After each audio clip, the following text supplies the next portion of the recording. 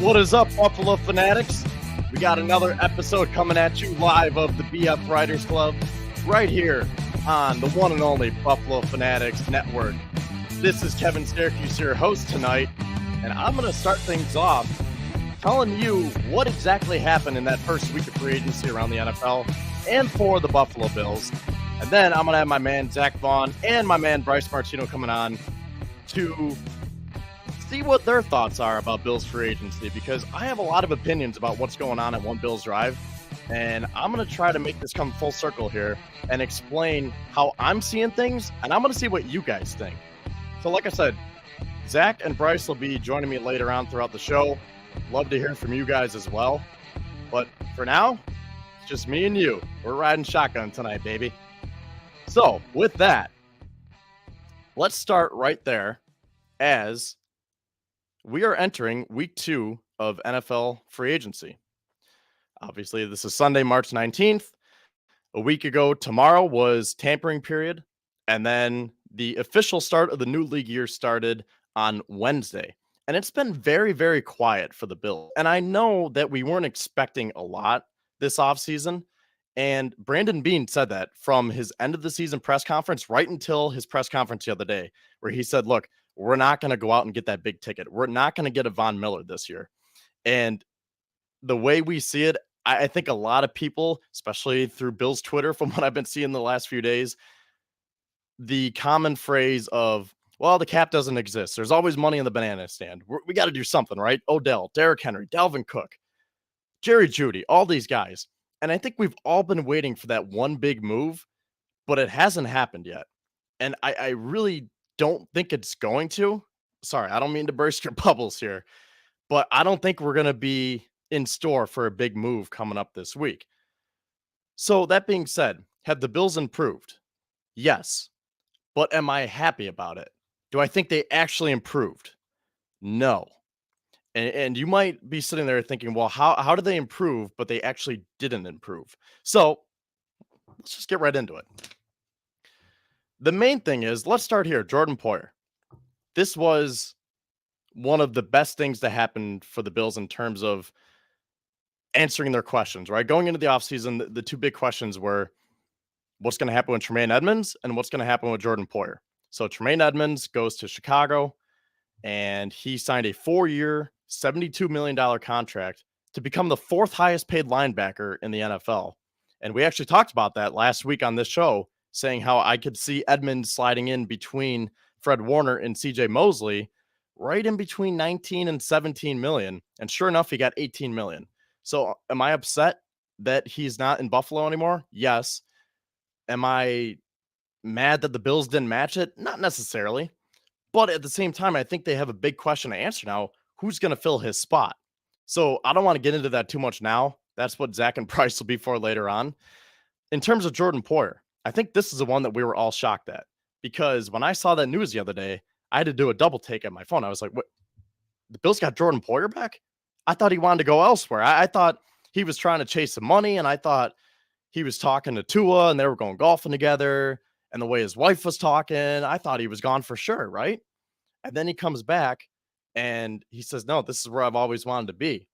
And I think it's a combination of things, because the market was really drying up for safeties. So I think if someone did hand Poyer a fat contract, would he have taken it? Maybe. But I think this whole process taught him, and it made him realize that there's more to life than money or taxes, for that matter. And I think that was a really heartfelt, emotional press conference that he gave. I clipped up about a minute of one of his answers, and that was straight from the heart. He wasn't reading off a script or anything, or the PR director wasn't telling him to say that.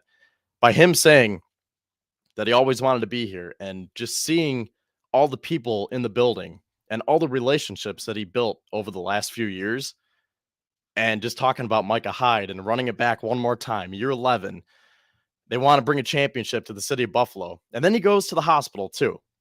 I mean, that shows who Jordan Poyer is. So again, for as much as we talk about the money or the taxes, at the end of the day, Jordan Poyer wants to be here. And I think we all want him to be here too. That being said, I still think that they need to get younger at safety.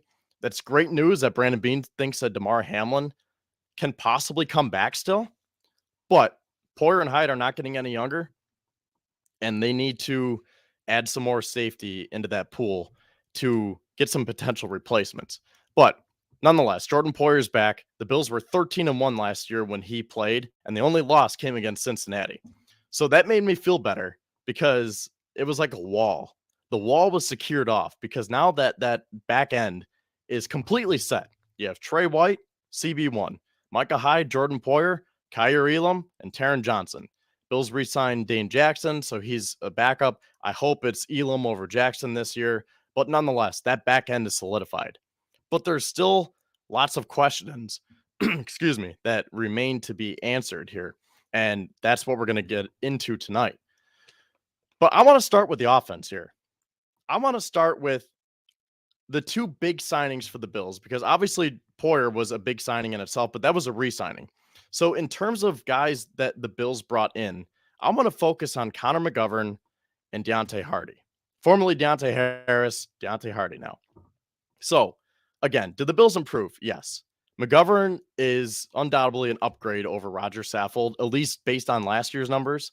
And same thing you could probably say for Hardy, that he's an upgrade over Isaiah McKenzie, because when this first started, I was like, what are we doing here? We have a duplicate, to steal a word from Brandon Bean's mouth, where he is exactly Isaiah McKenzie, but based on the numbers and the trends, it looks like he's a glorified version of Isaiah McKenzie. So the Bills had a problem last year of having too many guys with the same skill set, but yet they didn't know how to use them. So why are we getting Hardy when you still have McKenzie? So then McKenzie gets a boot. If you listen to the show last week, I was a big fan of McKenzie. He was not. I thought McKenzie did not have the best season last year, but I think he was underutilized. I don't think this coaching staff used him correctly. And I think if you give him to someone like Andy Reid, or if he goes to the Giants and Brian Dable, they will make him a weapon, and he could have been that here. But nonetheless, I like Deontay Hardy. Seems like a nice piece. So let's go back to McGovern. 25 years old, coming off of his rookie contract, and he played with Ryan Bates. Those are the first things that kind of jump out at you, where he got drafted in the 3rd round from Dallas, went to Penn State. He sat out his rookie year because he tore his pec. And then the last couple of years in Dallas, he was a fringe starter, backup. And then last year was his main year being that starter. So you love a guy like this, where he's 25, he still has a lot of upside, and you think his best days are ahead of him. And you were relying on your coaching staff to develop him. And you like that continuity between him and Bates on the interior. So then you go to Hardy and you say, well, what's the main thing we got here? And that's speed, athleticism, and versatility. So Hardy is a guy that can play essentially 5 different positions. But this is where I got caught up a little bit, where I woke up and I saw that news, and I saw a lot of people on Twitter were like, whoa, what are we doing here? Why did we get this guy? Why didn't we get Odell? Or why didn't we get Jerry Jeudy or DeAndre Hopkins? Why are we getting another Isaiah McKenzie, just for the coaching staff not to know how to use them?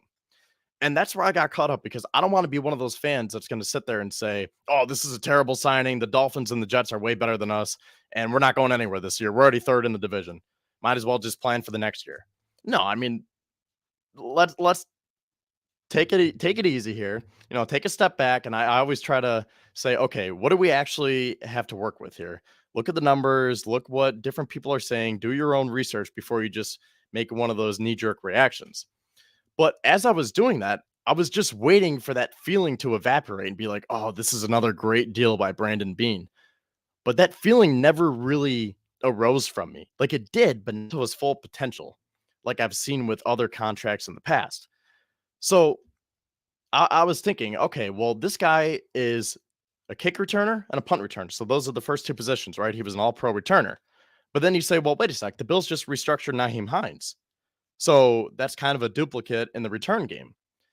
Okay, and then Hardy also has 9 fumbles in his career while being a returner. So then it's like, okay, well, if he's not that much of a returner, if you want to use Hines, maybe you split him up a little bit. We know how great Hines was last year. Maybe you leave Nyheim Hines as a kick returner, and then Hardy can be the punt returner. So then you look at the next position and say, He can also line up in the backfield and be a dynamic weapon, and he can be that gadget player. But then you say, well, if you're going to take the return duties away from Nyheim Hines, that's one of his other roles where you can use him as that dynamic weapon. So again, a duplicate. So I don't want to say we're 0 for 3 because I think that there still is a lot of potential with Hardy in the return game. So we're at least 1 for 3 right now. And then you look at the slot. He's also a slot receiver, but he actually played less snaps in the slot than on the outside. So looking at it from the slot perspective, then you say, well, we have Khalil Shakir. And we've been talking about how Shakir has been underutilized and how Shakir needs to get more snaps. And he was blocked last year. So is Hardy going to block him? Okay, 1 for 4. So what's the last position here that Deontay Hardy can provide? Where he essentially has the position locked down right now because there is no one else there. And that's a boundary receiver, the first backup behind Gabe Davis. Now, I posed this question last week to Zach and Bryce, and I think I caught them off guard. And I think other people, I kind of caught myself off guard because I asked them, who was the backup receiver behind Gabe Davis on the outside last year? And you think about it for a second, you say, well, it was Jake Kumaro, but he battled injuries all year. It was Isaiah Hodgins, but then they sent him back down, and then the Giants claimed him. And then it was left to John Brown to come out of retirement. So the Bills were really, really razor thin at outside receiver last year. So Hardy right now, he immediately slots in as that outside receiver behind Gabe Davis. And okay, he has speed, he has separation. But again, this coaching staff really didn't know how to use guys with those talents last year. And Hardy's only 5'6", and he has an injury history. If you want to check out the thigh docs on our and use it, this guy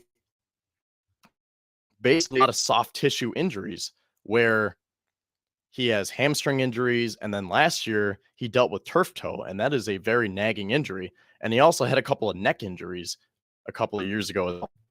So you say, okay, now we have a 5'6" boundary receiver, and his main attribute is speed. So what does that tell you? And this all kind of clicked for me.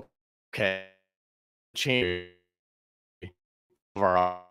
and I'm looking at it from that perspective, and I'm not trying to sit here and say that this is terrible, but I'm also not trying to say that it's sunshine and rainbows. I'm just trying to look at it from a very balanced perspective here because I don't want us to be naive as fans.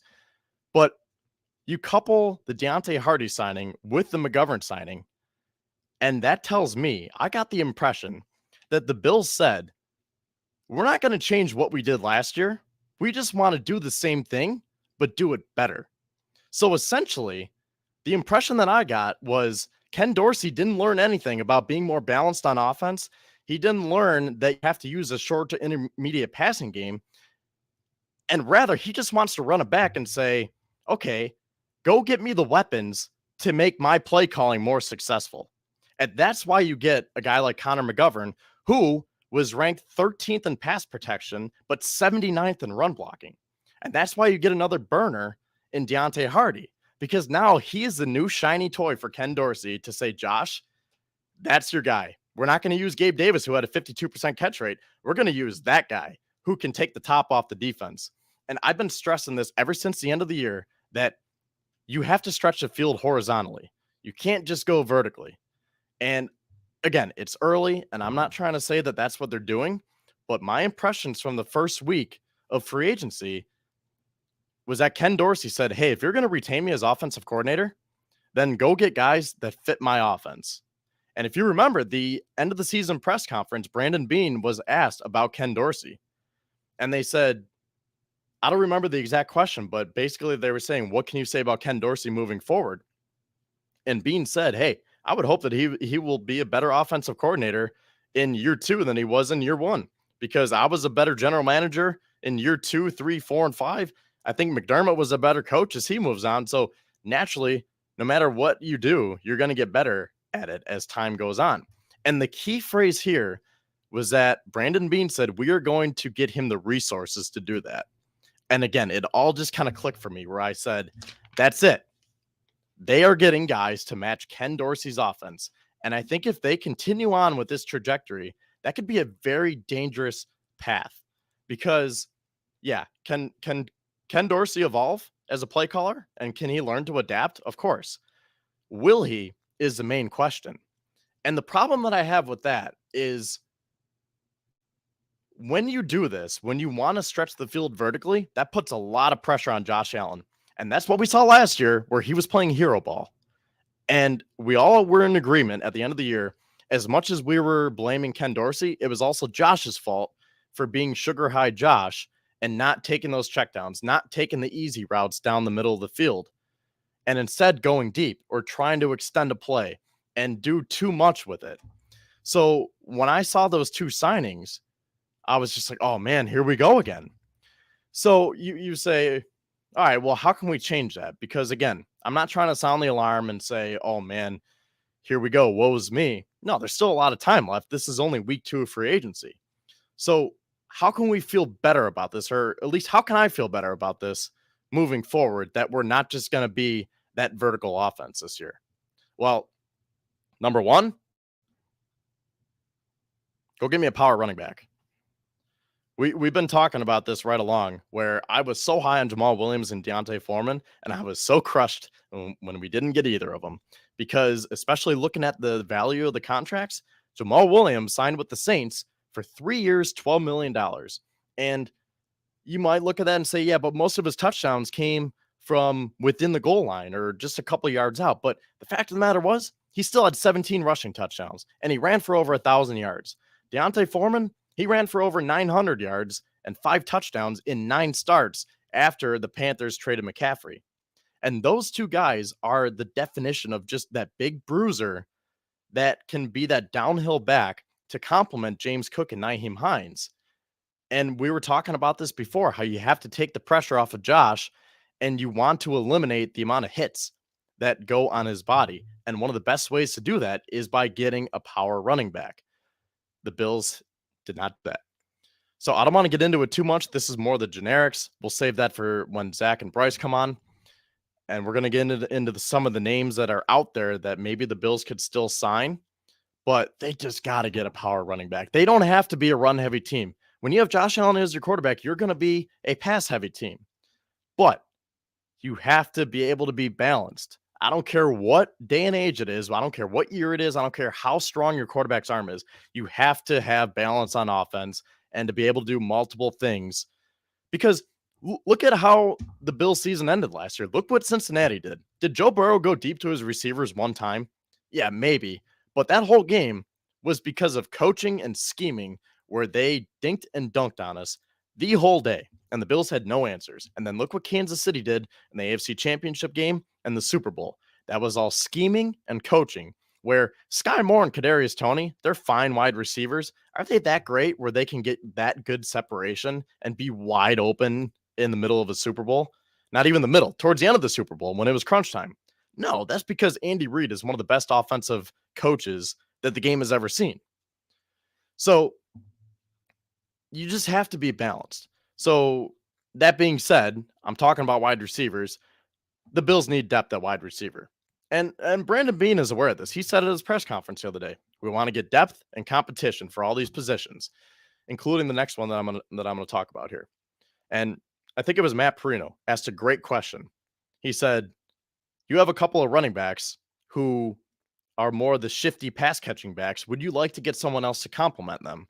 And Beane straight up said, yes, we would like to get a heavier back because I know that we have a couple of guys who are around 200 pounds. James Cook is 190. Nyheim Hines is 198. And for what it's worth, Deontay Foreman was 236. So that's the kind of size that we're talking about here, that big bruiser, a big power back. So wide receiver depth. This is another position where Beane said they want to address, but here's a problem now. The money is starting to get dried up. Beane said that they had $9 to $9.5 million left in cap space. He released McKenzie, so you're up to about 12 and a half. We'll just say 12 to make it easy. But you got to save 6 or 7 for your draft class, and then you have to save probably about 3 for your practice squad. So really the Bills have $3 million to work with right now. And, could have used that on Deontay Foreman, but that's neither here nor there. Anyways, $3 million. Who are we going to get now? I'm not going to get into too many of the names, but I think that it's an obvious that the Bills need more help at wide receiver because the only four under contract right now are Diggs, Davis, Shakir, and Hardy. Now, being said that Hardy's going to be the wide receiver 4, meaning that he has that inside-outside flexibility, but he also said that about Shakir last year, and Shakir was buried on the bench. So I don't want to read into that too much. Gabe Davis needs someone behind him because he proved that he cannot be a full-time wide receiver too.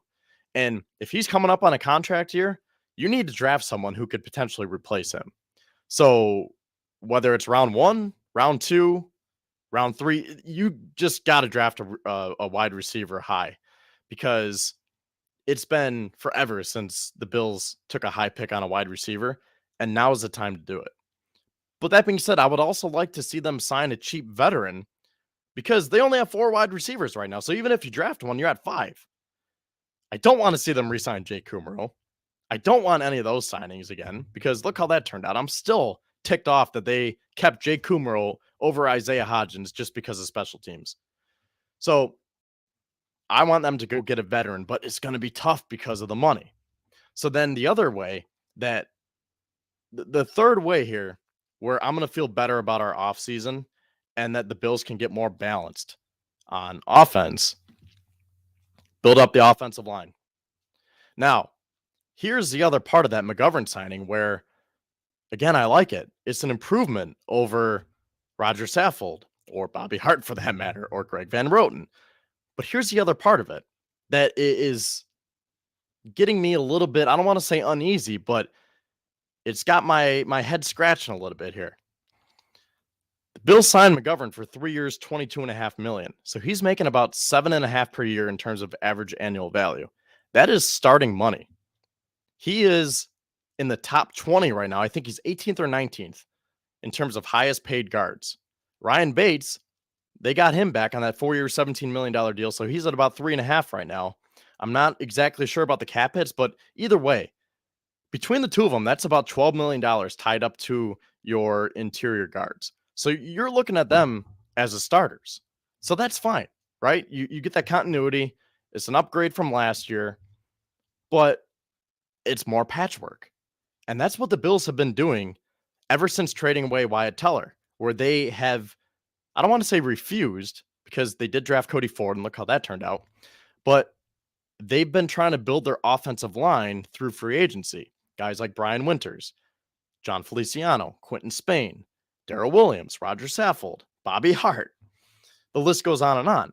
So I've been wanting them to finally just make it a point to go get that interior offensive lineman and build it the right way. And we talked on the show last week about drafting an interior offensive lineman and signing a proven veteran tackle to help Spencer Brown on the outside and to give him that depth and competition. But if you have $12 million tied up between your two guards, then right now it doesn't seem like the Bills are going to want to draft an interior offensive lineman. I know a lot of us were liking Osiris Torrance from Florida. Seems like a great pick. I've seen a lot of mocks that have him coming to the Bills at 27. But then, even if you draft Torrance and say, well, he can start along with McGovern, and then you just maybe sit Bates, or maybe he can be that 6-man. He can be the swing player and be that versatile guy. Then it looks like it's a poor allocation of resources, because it's like, why did you sign these guys for so much money if you were just going to draft one anyways? Why did you give McGovern that much money if you could potentially sit him?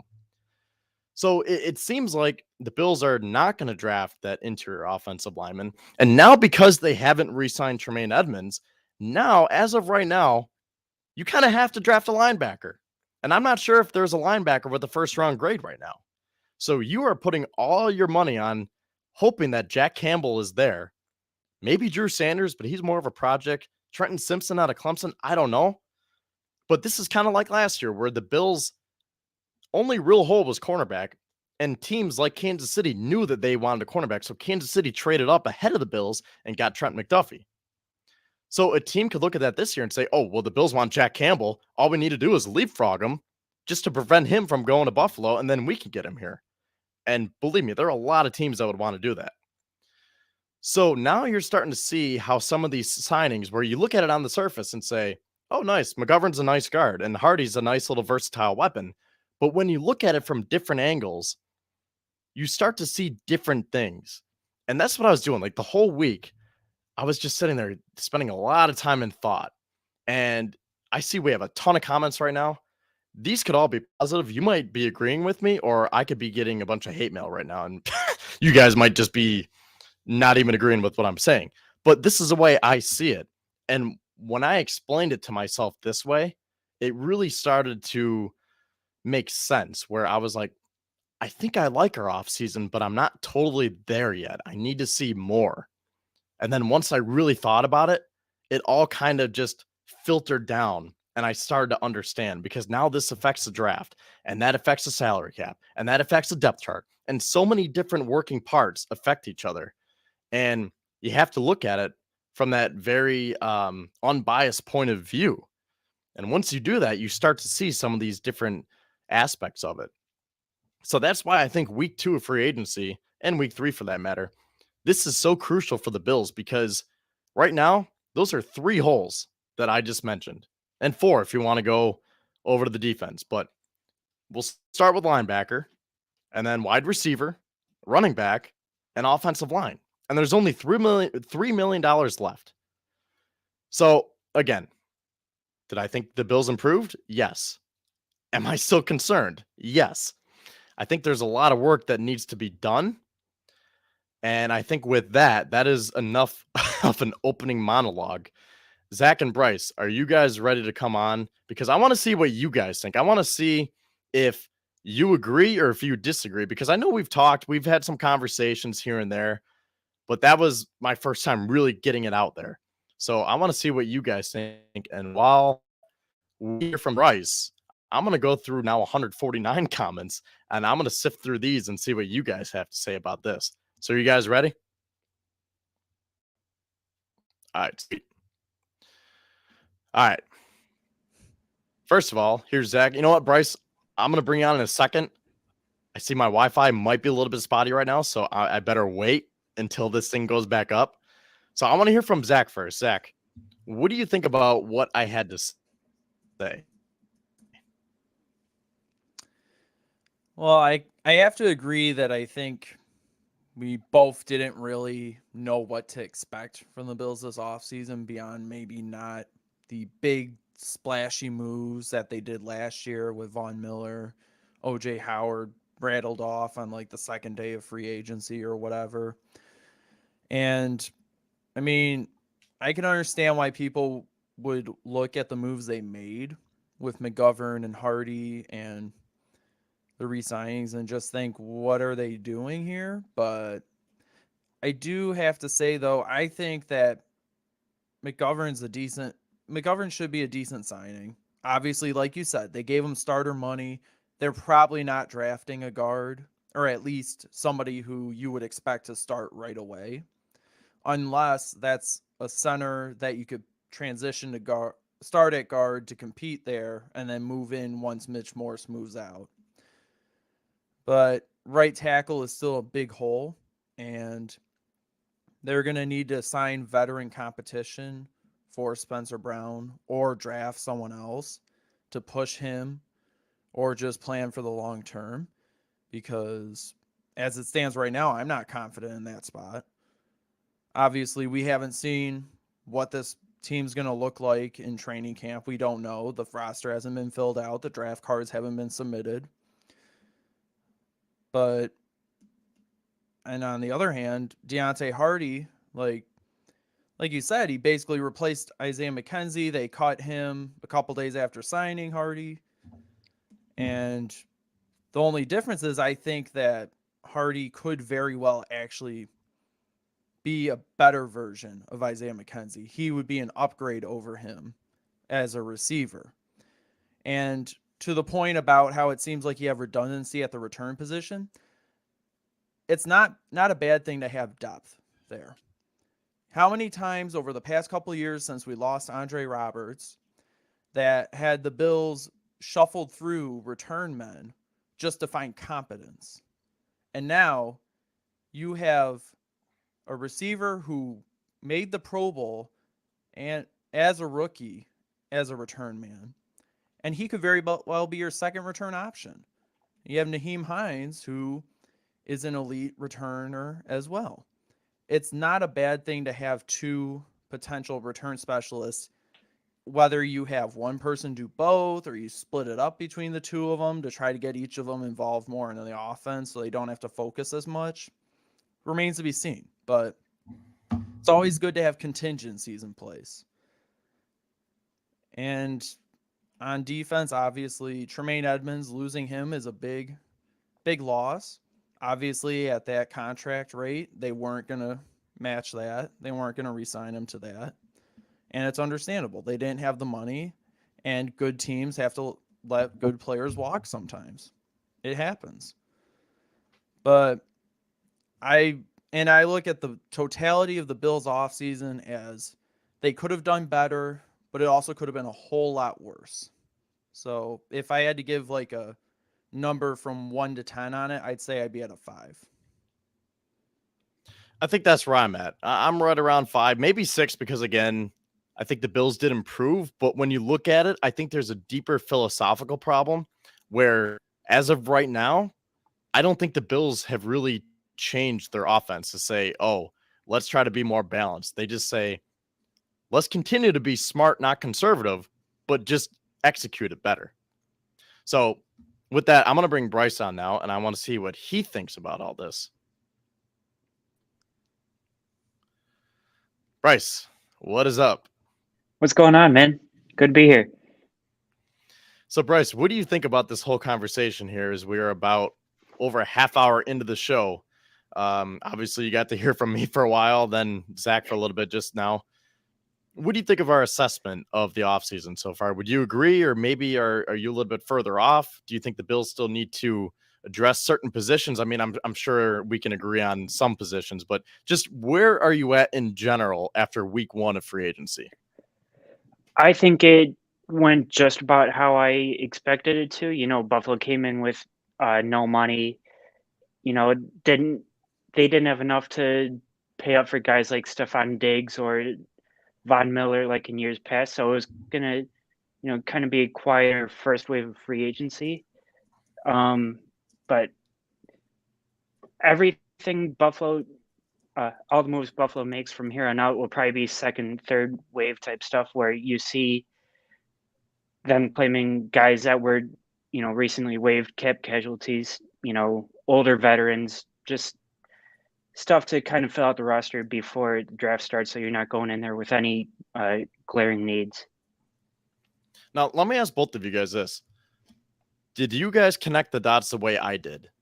Did you see it the way I did, where they're building this offense around Ken Dorsey? Or did you look at that and say, we improved, and maybe you didn't connect those same dots? I just want to see if I'm getting the same impressions that other people are. What I kind of got from it is that they were trying to improve some of the depth, in particular Just the enough. receiver room.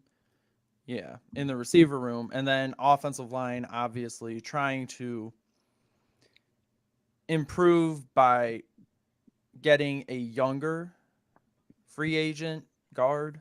Because last year, the last couple of years, they tried the veteran route where they went after the seasoned guy, the guy over 30, brought him in, tried to patch up the O-line. That didn't work out quite as well. So this time you go after someone who is entering into his second contract, whose best days are still ahead of him.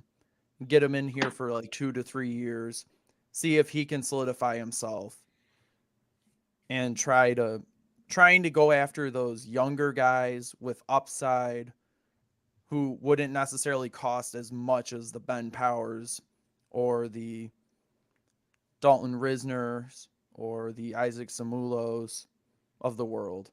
Trying to find that happy medium between going with the best available, but also going with the cheapest available. And again, we won't know until these guys take the field together. And we also won't know what this complete team will look like until after the draft, when we finally get the rookies and we know who they drafted and filled out the rest of the 90-man roster. So obviously, I don't think you can really speak as to what they're doing right now completely. I think it's about 50% done. And I agree, but like I said in the opening monologue, you got to look at the other point too, where you dump all that money into the offensive line. Again, more patchwork. Is McGovern probably the best guard out of any of the guards that we've tried since Wyatt Teller? Yeah, based on what we know and the numbers and the trajectory, we would think that McGovern is going to be the best guard. But if money's tight and you're giving him an AAV of 7.5, you just let your middle linebacker walk. You need depth at wide receiver. You need more depth on the offensive line. We haven't even talked about the defensive line. That still needs to be addressed. And you could use a power running back. So I understand you want to get McGovern, but when you look at it that way, then it kind of seems like that contract is a lot, where you look at that and say, well, why don't we just go get a cheap, spread out the money a little bit, get a cheap wide receiver, a cheap running back, a cheap defensive lineman, and then you can go draft Osiris Torrance, and you can get him on a cheap rookie deal instead of having to pay McGovern $22.5 million.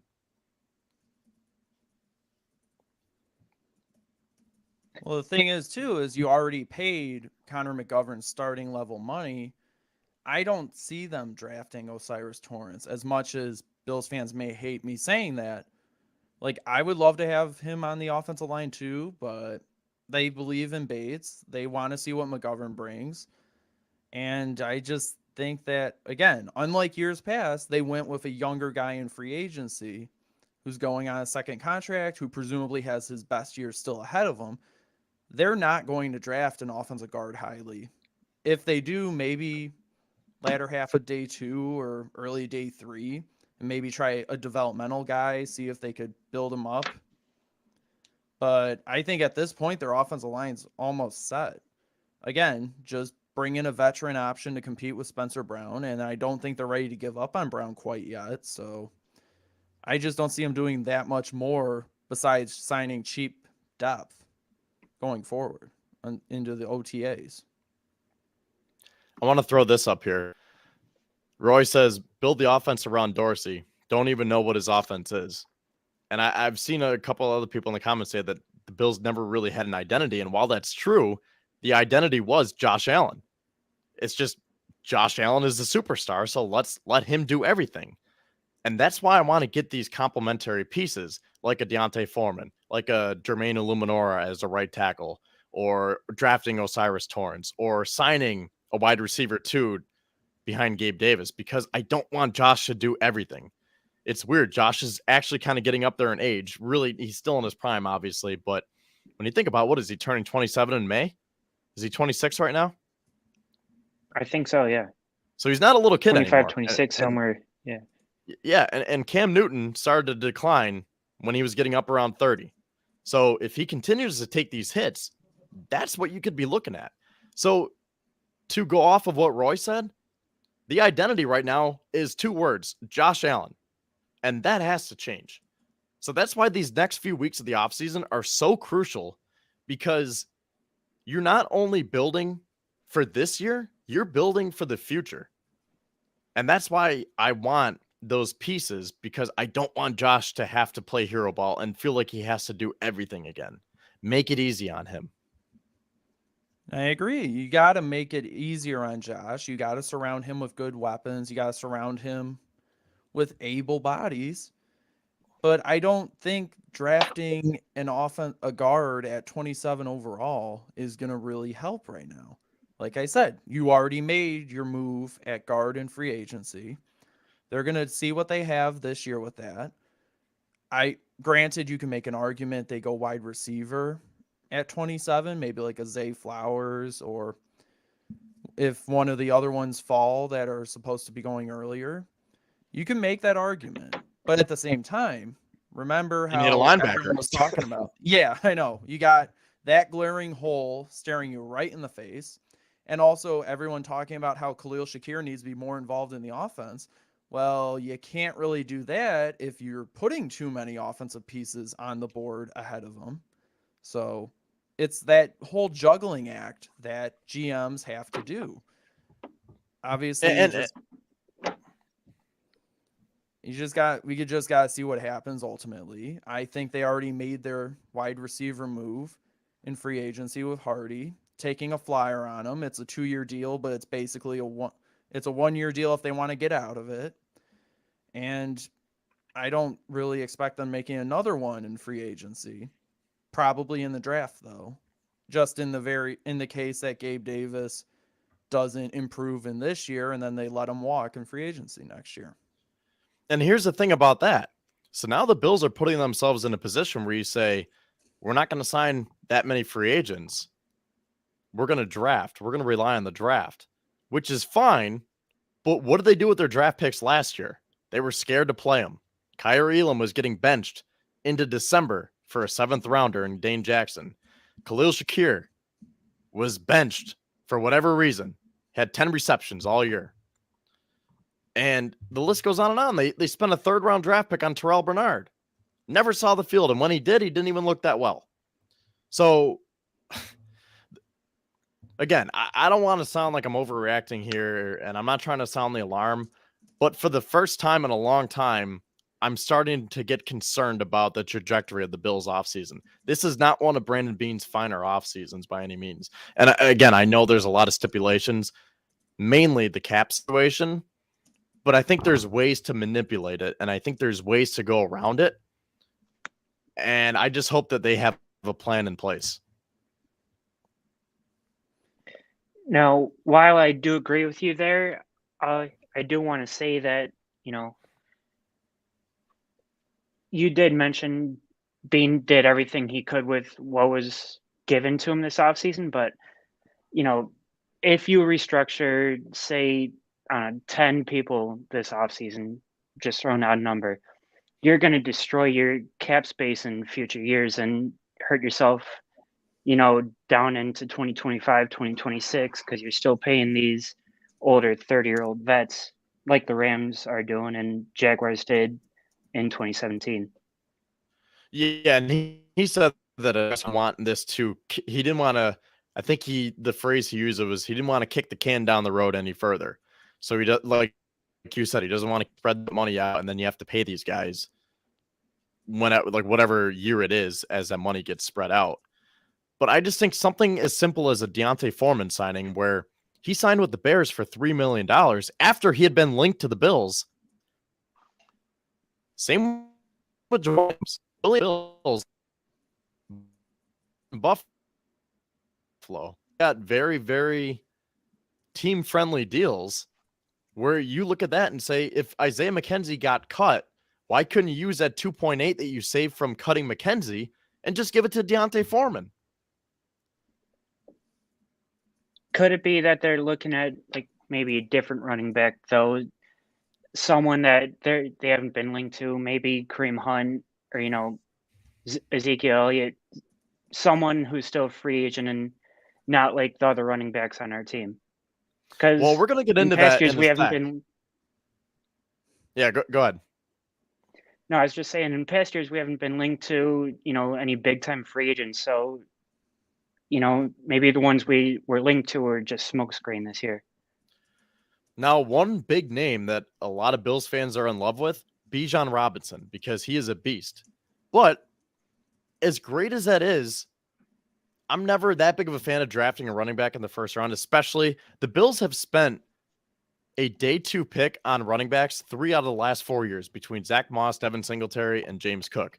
So I'm tired of drafting running backs. Just go get a cheap, proven veteran to be that big bruiser to complement Cook and Hines.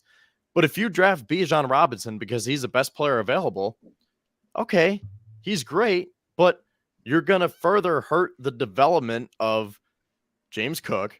You're going to prohibit Nyheim Hines in the offense. And you still have way too many holes to fill because right now running back is not that big of an issue as middle linebacker is, or offensive line, or even wide receiver for that matter. And that's the thing that Bean likes to do so much, where he likes to fill every position as much as he can so that when you go into the draft, you can take the best player available and you don't have to reach and say, well, I really want to take Bijan Robinson, but middle linebacker is a bigger hole right now. So I guess I'm going to have to reach on Jack Campbell, even though he's projected to go in the second round. I better take him at 27 and pass up on Bijan Robinson. And right now, that's what we're setting up to seeing right now, where the Bills might have to reach because there are going to be certain needs instead of being able to take the best player available. I mean, the thing is, too, is that usually Brandon Beane sets himself up where he does take the best player available on his draft board. Obviously, like you said, last year, they sort of ended up being pigeonholed into taking a corner in the first round, which conveniently ended up being an athletic guy, someone fitting the description, I think, of what most Bills fans wanted. And I mean, to be determined how good he is on the field. Like, obviously, I don't see him not being CB2 this year. But this year, yeah, they sort of did the same thing. Now you're sort of, at this moment, pigeonholed into middle linebacker early. Obviously, he's still got a ton of free agency to go. There's a ton of players still out there, a couple of them that I think Bills fans were clamoring for. Bobby Wagner's still out there. Probably not going to happen. I would love it if they did, but again, where are you finding the money? But I still think that Bean will just end up taking who he feels is the best player available, and if that happens to coincide with a need, then he'll do it. So be it. All right, so before we get into specific players that the Bills can target here going into week 2, I want to ask you guys, what are your main positions of need? And I'm going to put you on the spot. What is the order?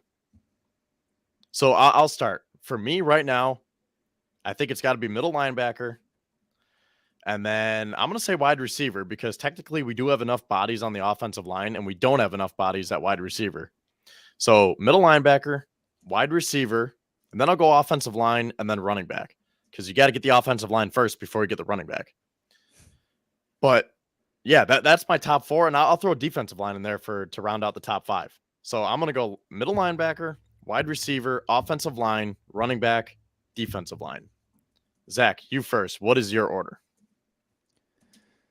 So my order right now, based on what they've done in the first week of free agency, right now my order is middle linebacker. I kind of juggled between the next 2, but I'll say wide receiver 2, backup right tackle 3, then edge rusher 4 because I'm not sold on Basham or Epinesa filling in for Von Miller in the short term or even in the long term.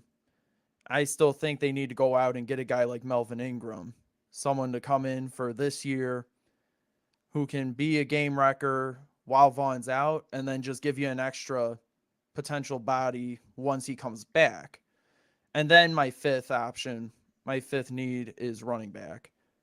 Because let's see, the past couple of years, Bills offense has relied on Josh Allen and wide receivers and Dawson Knox.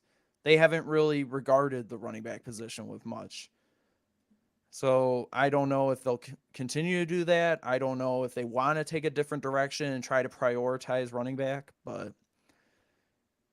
we'll see, obviously. But though I did like what I heard about Brandon Beane saying he wanted to try to get a bigger back, someone who had a different build, different style than the guys they already had. But we'll see who that is and how much they invest at that. Bryce, what's your order? Yeah, my top 5 would have to be linebacker, wide receiver 2, running back, safety at 4, and then I don't know. It's kind of a debate at number 5. I would have to say defensive end just because Von Miller might miss first part of the season, and we don't have a ton of great depth right there as it is. Tell me your order again. You said middle linebacker, wide receiver 2, running back, Safety, and then and D-line. Pass rush, yeah. Are you happy with the O-line right now then? I think it's good enough where, if Bean wasn't going to do anything with it in the early rounds, I'm fine with it because, Spencer Brown's going into year 3. He didn't look terrible year 1. I know year 2, he had some injuries he was battling throughout the season. So, maybe with a fully healthy offseason program, we can see a better version of him this year.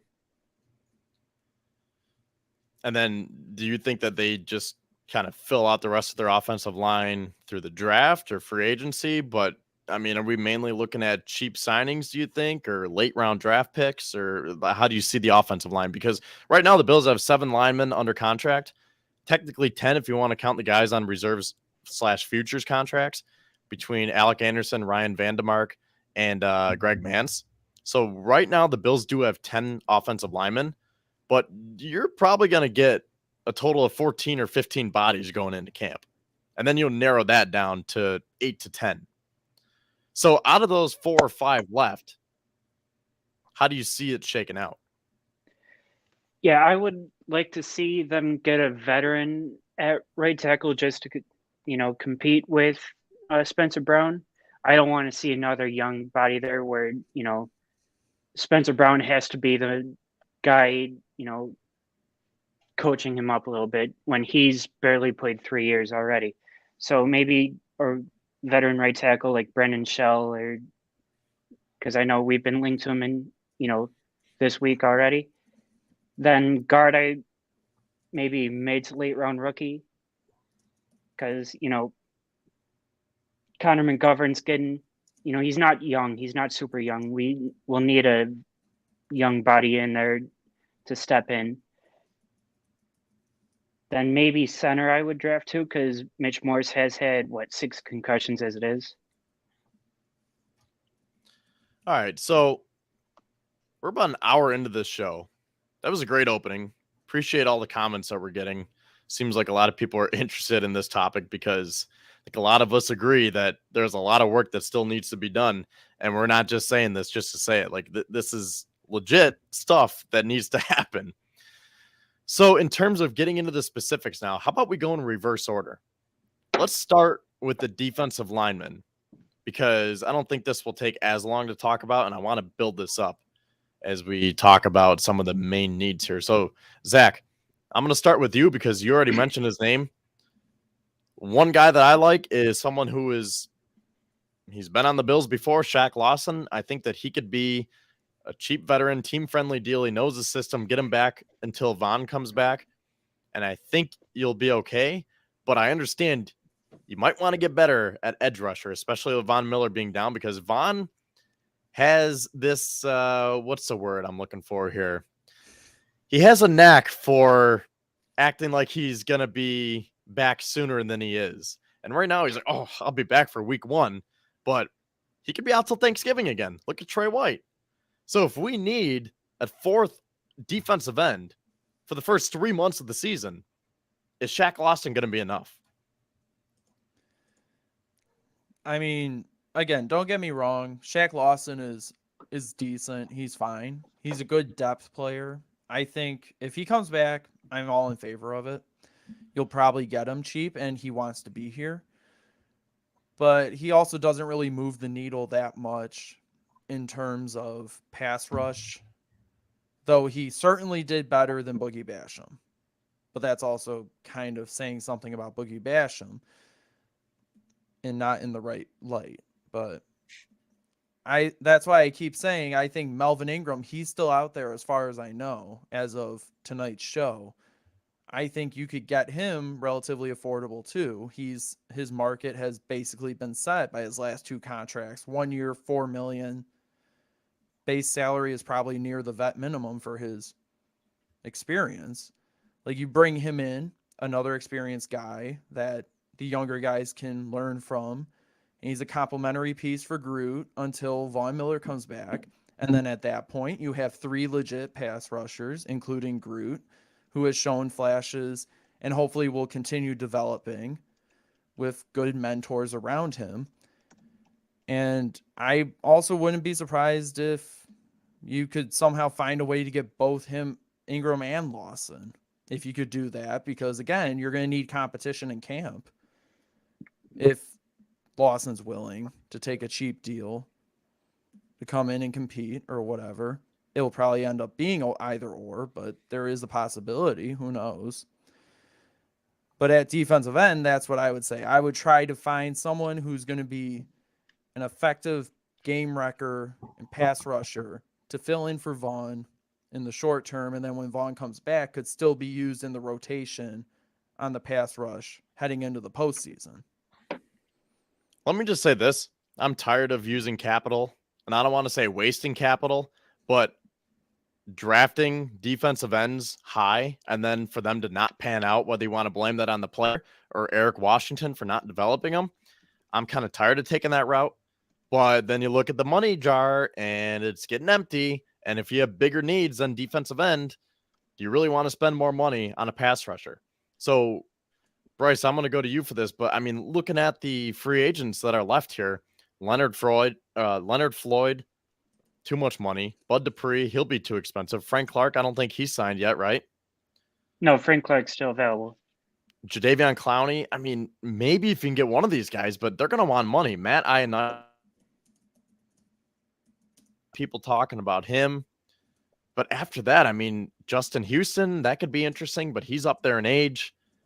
Carlos Dunlap, Dante Fowler, he did re-sign with Dallas, I believe. He's still listed on here as a free agent. But I don't know. I mean, there's not a lot of names that really stand out on this list for me. So that's why I'm thinking between that and the money, you might just be, I don't want to say stuck, but your best option might just be re-signing Shaq Lawson.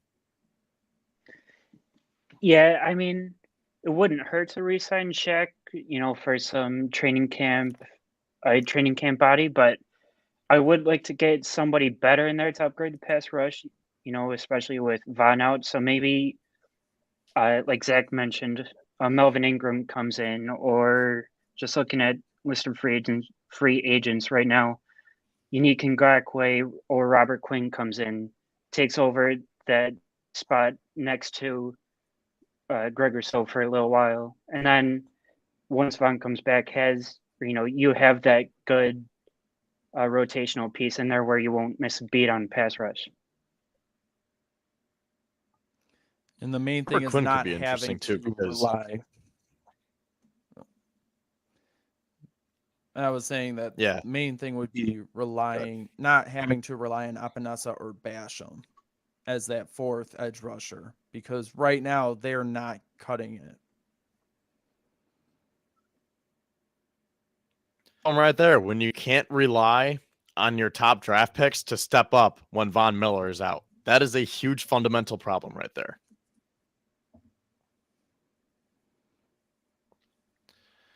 Okay, so we talked about edge rusher. Now in terms of defensive tackle, who do you guys like here? Bryce, I'm going to start with you.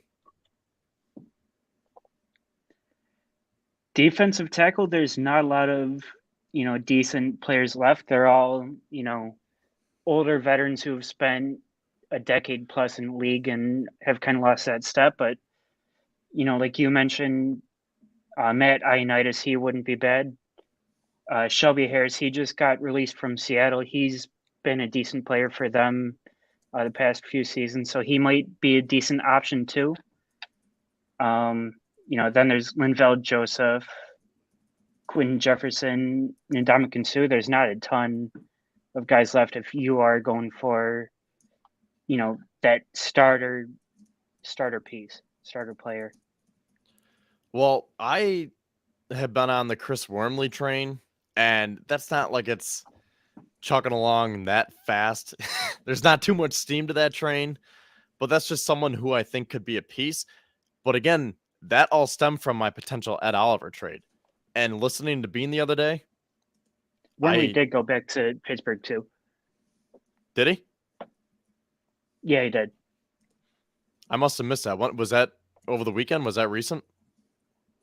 It was, I would say, Wednesday or Thursday, probably. Wow, I must have missed that. So I was saying him if they're going to trade out Oliver, but I don't think they're trading Oliver anymore. Maybe they still do, but I wouldn't expect it because I don't think they're going to want to put more holes in this team. So right now you're looking at Oliver, Daquan Jones, Tim Settle. Do you just re-sign Jordan Phillips at this point? I mean, maybe it would be smarter, if anything, draft a defensive tackle. Maybe don't draft a defensive end, maybe you get a tackle, because if you look at it from the perspective of next year, all three of those guys are going to be free agents. So you might want to get some fresh blood in here. So maybe that's how they get their fourth DT and they don't bring back Jordan Phillips. I was going to say there is an option in free agency we haven't mentioned yet, and it's someone who has been reported the Bills have had interest in.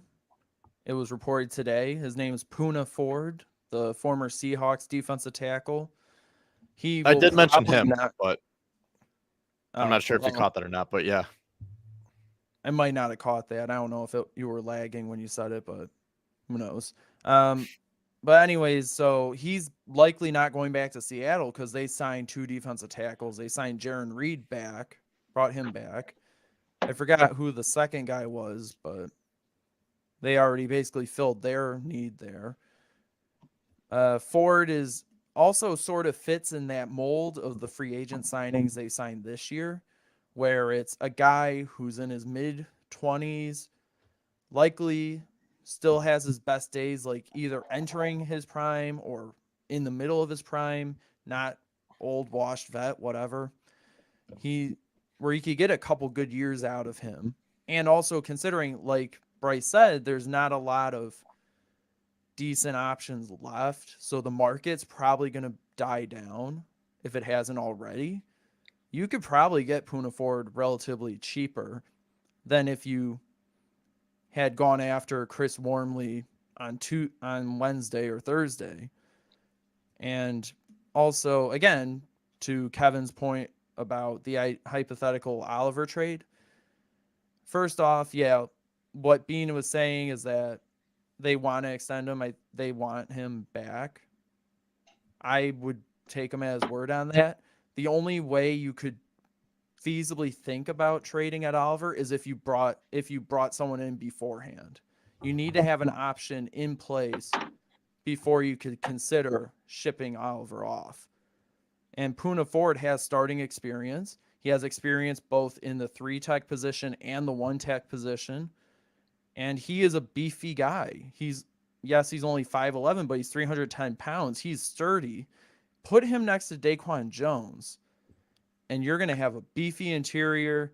You will be able to be more physical at the line of scrimmage.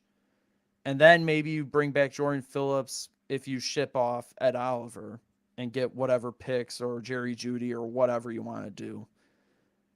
Even though I don't really see an Ed Oliver trade happening. I mean, you would be saving that money, and then with that money, you could potentially go get one of these guys that isn't just washed up. So there are options, but I don't see it happening. So I think the draft might be their best option in terms of getting that 4th defensive tackle if they don't want to re-sign Jordan Phillips. You know, I was thinking about going in reverse order here, but while we're talking about the defense, I'm into the defense right now. So I want to talk about arguably the biggest hole right now. Let's just get this out of the way, and then we'll switch back to the offense. Middle linebacker. In Edmonds replacements. What do we think about this? Because a lot of us, we're talking about Bobby Wagner. I think that is going to be too pricey right now. There are a lot of other options out there. I was very annoyed when I was working the other night and I looked down on my phone. I believe it was on St. Patrick's Day. I looked down at my phone and it said Drew Tranquill to the Kansas City Chiefs for 1 year, $5 million.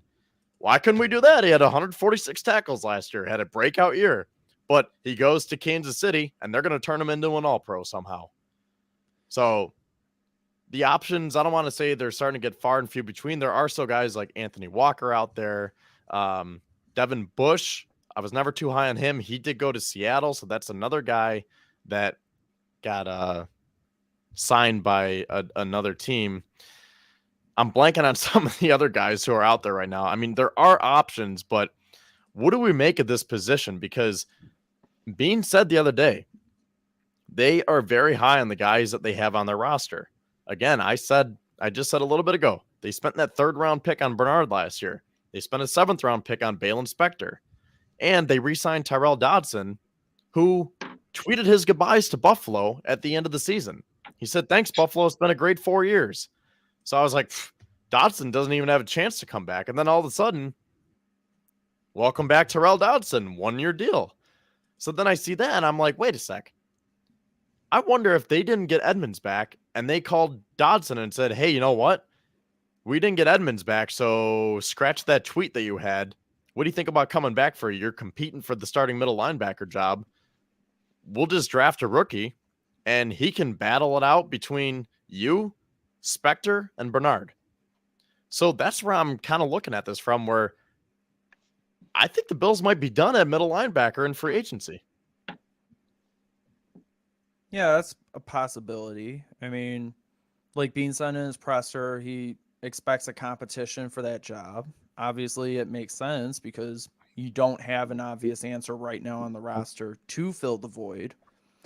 That being said, you could go out and bring in someone like, I'm looking at the spot track list of available free agents, like Denzel Perryman. He's 30. He's probably going to be a cheaper option. Corey Littleton would fulfill the former Panther quota. You got Quan Alexander, though I would not recommend him because of his injury history. Like, I yeah, will say, it's slim pickings. But just to sneak in there real quick, the two that I was forgetting about to help you out here, Miles Jack and Zach Cunningham. Because I tweeted this out the other day. I did mention Bobby Wagner, Drew Tranquil, Devin Bush, and Anthony Walker. The two that I was forgetting were Cunningham and Miles Jack. So again, it's starting to get far and few between in terms of those solid veterans who can come in. And I think Bobby Wagner would still be a great little bridge gap, but I don't see the Bills spending money to get Bobby Wagner at this point. yeah, I don't see it either. As much as I would love it, and I'm sure as much as most Bills fans would love to get him in here just for 1 or 2 years, get that bridge guy, immediate compete, just go onward and upward, not have to worry about middle linebacker for a year. I don't see that happening, again, because of cap constraints. And circling back to Drew Tranquil, I heard that the knock on him was that he wasn't that good in run defense, but he was a better pass coverage linebacker. So I think the fact he's going to the Chiefs, meh. I don't know. But like you said, watch him, make him into an all-pro or something. That's how she blows. So Bryce, do you have any potential replacements here in terms of free agency? Maybe guys that we haven't mentioned yet, or did we pretty much cover all the guys who are on your radar? I think you pretty much covered my guys pretty well. I had Bud Dupree and Zach Cunningham from Tennessee. I think Cunningham might be the best option, just because he was decent with Tennessee. He wasn't great, but he was still serviceable enough where you could say bring him in, draft someone in first or second round, and have Cunningham starting. You wouldn't be in a super terrible position like you would be with Dotson or Matakovich or somebody. But yeah, Bud Dupree, he's another guy. He's not my favorite option available, but he's serviceable enough where it's not a terrible idea. Yeah, and again, it's just finding the right scheme fit for the right price. And I just don't know if there's a guy that's out there right now. I mean, maybe Anthony Walker. I believe his market value is a little over $4 million. So maybe you can get him on that deal. I mean, he's only 27. Yeah, $4.4 million is his market value. But I feel like a guy like that, he's in his prime right now. So he's going to be looking to make that big jump in terms of a contract. He's not going to want to be a bridge gap. And maybe you do give him a deal that makes him a starting linebacker for a few years. But again, I don't see them giving term and big money to a guy right now based on their cap situation and the guys that we've been talking about in the draft between Jack Campbell, Drew Sanders, Trenton Simpson, maybe a couple other guys that we haven't mentioned yet. Yeah, I think if you were going to spend big in free agency on middle linebacker or whatever, it would have happened by now. Bobby Wagner hit the open market on Wednesday when, his release became official. I think something would have happened by now if Buffalo really wanted a big name player like that. So, are we all in agreement here where we really might be looking at a four-way battle between the projected rookie, Tyrell Dodson, Terrell Bernard, and Balin Spector to be Tremaine Edmonds' replacement? Yep. Pretty much, yes. And that's tough. And, I know Edmonds was polarizing. One of the biggest knocks on him was that he couldn't get off of his blocks. He couldn't shed those blocks. He couldn't read gaps. But you know what? Whether you loved him or hate him, that is a huge spot to fill because Tremaine Edmonds was the captain of that defense. He called all the plays. He relayed the messages. And he took a huge step forward last year. And again, whether you think he was great or not, whether he's replaceable or not, whoever does, that's going to be a very, very tough position. And I don't want the Bills to undervalue that and say, we'll just roll with Terrell Dodson and we'll be okay. And we'll just have to outscore the other team. I mean, Dodson's nice. I do like Dodson. I just don't know if he's going to be capable of being a starting middle linebacker. Zach, do you have anything to add to that? Stop trying to set me up here. I'm not falling for it. I'm not falling down the trap. Sorry. I just had to get that out there. If you didn't know, Zach and Terrell Dodson had a conversation on Twitter. So that's where that joke comes from. But yeah. I don't know. Because like you said, the money's drying up. And at this point, it seems like they're just going to draft one. And I guess that's where we'll leave it because I really don't know. When you have other positions to fill, how much money are you going to want to put into a linebacker? And how much money is one of these free agents going to be willing to say, I'll give you a team-friendly deal just for me to be a bridge gap and for you to draft someone over me. And then I just have to sit on the bench and you don't even use me the right way. Like, can you really even talk the guy like Miles Jansen Walker come now? That's another. And that's my issue with signing a big name like Bobby Wagner is even if you do draft or sign Bobby, you're still going to draft round one. And, if that first round rookie looks really, really good in preseason training camp, what's going to happen with him and Wagner week one, where, you don't want to waste that first round pick, but you just signed Bobby to this 2-year, $20 million deal, say, whatever it's going to be. How are you going to balance those two?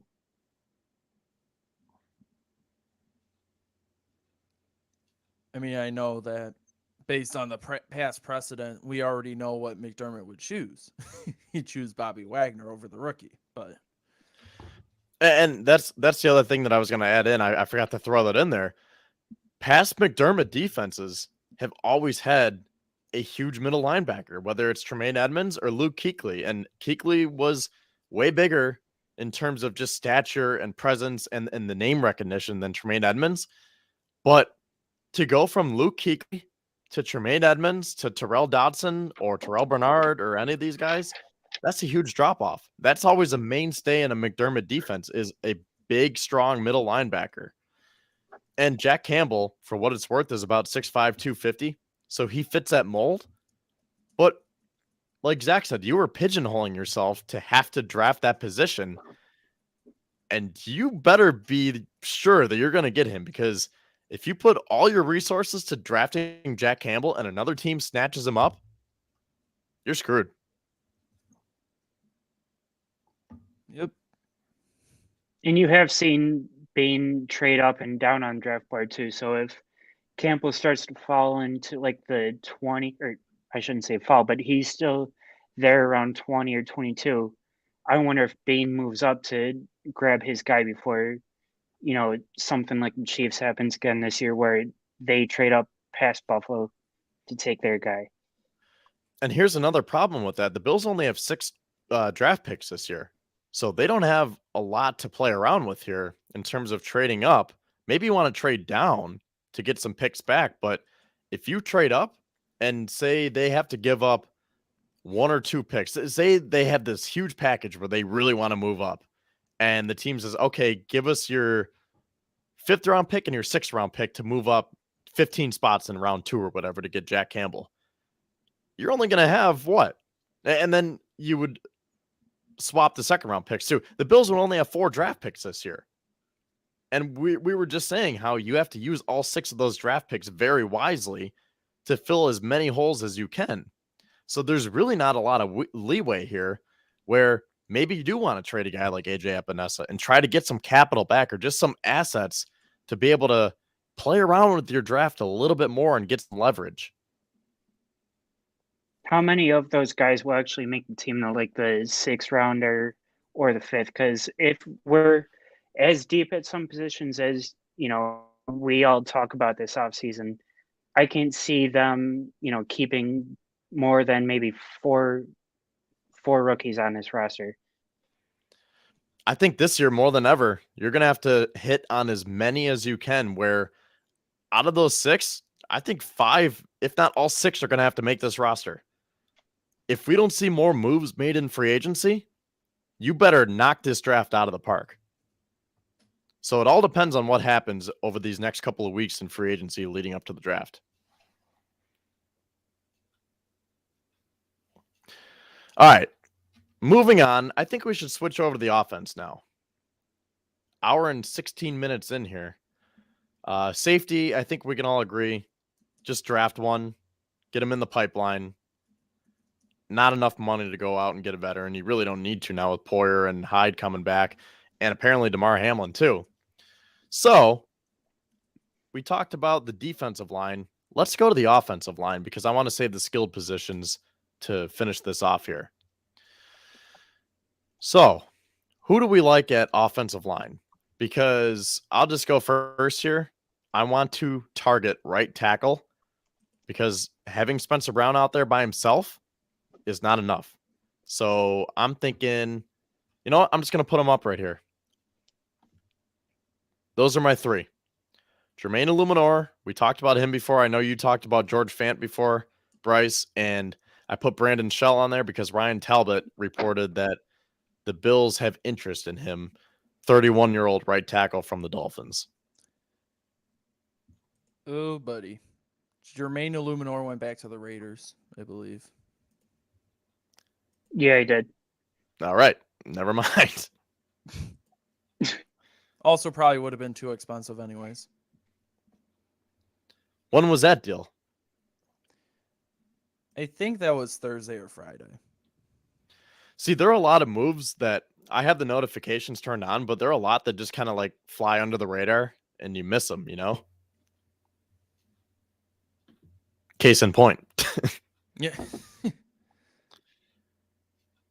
So what do we think about right tackle in general then? I mean, either of you guys, whoever wants to go first here, who else is out there? Who can we get? And what should the Bills do? Well, I thought I may have mentioned this already earlier, but obviously I think the ideal plan is to get a veteran right tackle, just whoever's left, bargain bin, free agency, just as depth / to push Spencer Brown in case he falters in this year, then have a capable, competent backup who can step in. I will say, of the guys you did mention, the other 2, say George Fant's probably the better of the 2, but who knows how much he wants. And Brandon Shell, it's already been reported that there's interest in him. He might just be one of those guys that you could get for cheaper. So I don't know. Take your pick of the 2. Just bring a veteran in and, just go from there. Well, looking at the list here on Spot Track, correct me if I'm wrong. Maybe these haven't updated yet. These are the available right tackles. George Fant, Billy Turner from Denver, Juwan James from Baltimore, David Quessenberry, Josh Wells from Tampa, Jermaine Ifedi from Atlanta, Marcus Cannon, formerly of the Patriots, our old friend Tyan Secchi, 37-year-old Tyan Secchi, Mike Remmers with the Jets, and LaRaven Clark. So give or take, maybe we did have one of those deals that already came through. Maybe all those guys aren't free agents anymore, but that is what Spot Track is showing in terms of free agent right tackles who are available. So does anyone stand out to you from that group, Zach? From that group of right tackles, I mean, again, like I said, it's just at this point, whoever you could get cheapest, that's still quality veteran depth. I think someone said that, who was in the comments? Somebody just mentioned that, I think it was George Fant played both sides. Could play both sides. You'd be a good swing tackle. If he can do that, then bring him in. If Brandon Shell can do that, bring him in. Whoever you can get for an affordable rate to be veteran depth for Spencer Brown. Yeah, I mean, I know they signed McGovern, but I would still rather draft on the interior, whether it's guard or center, to replace Mitch Morse down the road. And like you said, I want that veteran competition for Spencer Brown on the outside. So I guess I would have to go with George Fant or Brandon Shell at this point. Bryce, would you agree? Or do you have someone else in the mix? No, I'm thinking it's Brennan Shell or nobody, honestly, because you're not playing with a lot of cap space this year. So, George Fant's probably going to want a decent contract since he can play both sides and, right tackle, he can play well. So he's probably going to want a decent sized contract to, compensate that. And with Brendan Shell, you're probably looking at him being Spencer Brown's backup. So maybe, 1 year, $2 or $3 million deal and just leave it at that. Well, George Fant has a market value of 3.3. So when I put it in terms of this, what is the highest price that you would go on a right tackle? 3.5. Whichever you guys want to say. go. Yeah, go ahead. Yeah, I'd say 3.5, just because Spencer Brown's probably gonna be that starter. Excuse me. Bean loves to give his draft picks, second, third, fourth chances. So, this is going to be his, second chance probably to start. So, you're probably not looking to sign somebody to start day one and move Spencer Brown to the backup, to be a backup. Zach, what's your price? I would say about the same as Bryce, 3.5 mil. Just enough to get a veteran, and then you think about the long term throughout the season, like based on how Spencer Brown progresses or regresses, and figure it out next year. Well, in terms of their PFF grades and stats, George Fant, in 516 snaps played in 2022, allowed 5 sacks, was called for 7 penalties, and had a 48.4 grade. So considering Spencer Brown's 51.4, I'm not sure how much of an upgrade would be. Brandon Shell had a 64.9 in 761 offensive snaps played. He only allowed 2 sacks and had 4 penalties called on him. So based on those numbers and the market value, maybe Shell is the guy that the Bills go after here. How much are you willing to shell out for him? I would say probably right around the same as you guys. I think my max would be 4 million on a right tackle because you can move some money around. I know I said the Bills roughly have 3 million right now, but a lot of that depends on what you want to do with middle linebacker, wide receiver, running back. So that's kind of a loaded question right now. If you could get him for 2.5, 3, that's ideal. If you have to spend a little bit more, okay, maybe, but it all depends on how you want to allocate your resources.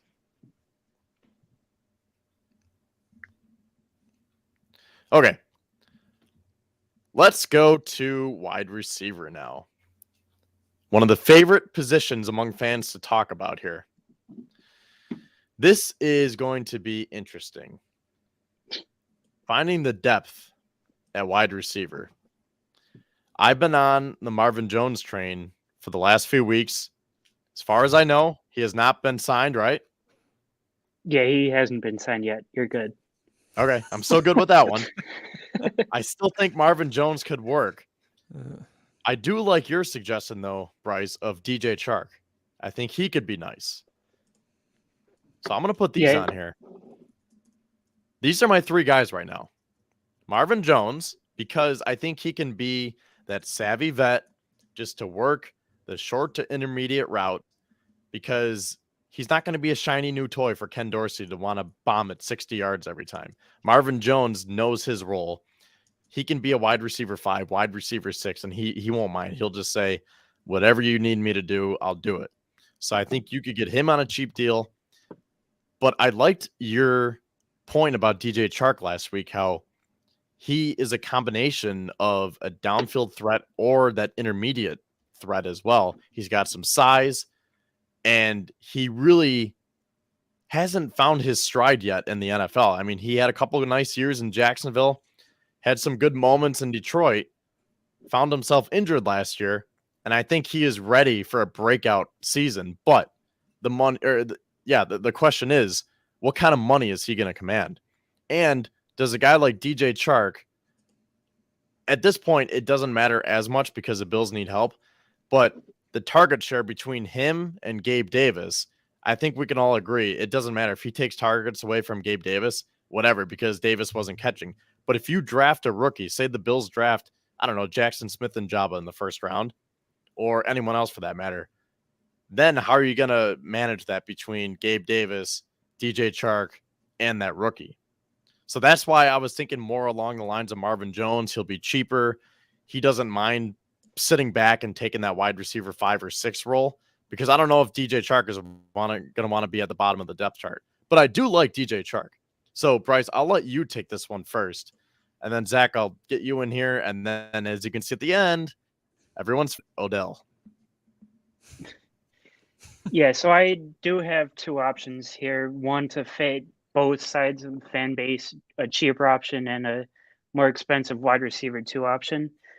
But let's start with DJ Chark. I did mention him last week. He's a big body, 6'4", runs. He's very fast too. Perfect for Josh Allen and Ken Dorsey's type of play. But it's going to be tough because I do think he's going to want between $8 to $9 million per year. And, with us only having, I think Spot Track has Buffalo at $13 million. It's going to be tough to be able to pay him that much money along with the rookies and, keeping that $2 or $3 million like Brandon Beane wants to for the regular season, which is why I'm thinking it's more likely we go a cheaper option, and N'Keal Harry is my cheaper wide receiver. He's another big body, 6'4", had a decent year with Chicago when he did come off his injury. He's still younger too. He just finished his fourth season.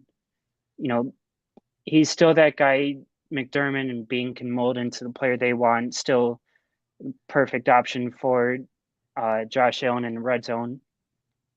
So I think N'Keal Harry, if you can get him at the right price, would be a nice option for Buffalo. Zach, before I get you in here, I just want to say the Falcons have signed Mac Hollins to a 1-year, $2.5 million deal. So if he was on anyone's boards, you got to take him off. For what it's worth, I saw a couple of people talk about Mac Hollins. I've never been that big of a Mac Hollins guy, but figured I should say it for what it's worth. Also, Chauncey Gardner-Johnson. I was getting confused with his initials, but either way, he's in Detroit. That was the other breaking news. Big deal for Detroit. I mean, they are working that back end of their defense. I think the Lions could be good, but yeah, Chauncey Gardner-Johnson in Detroit.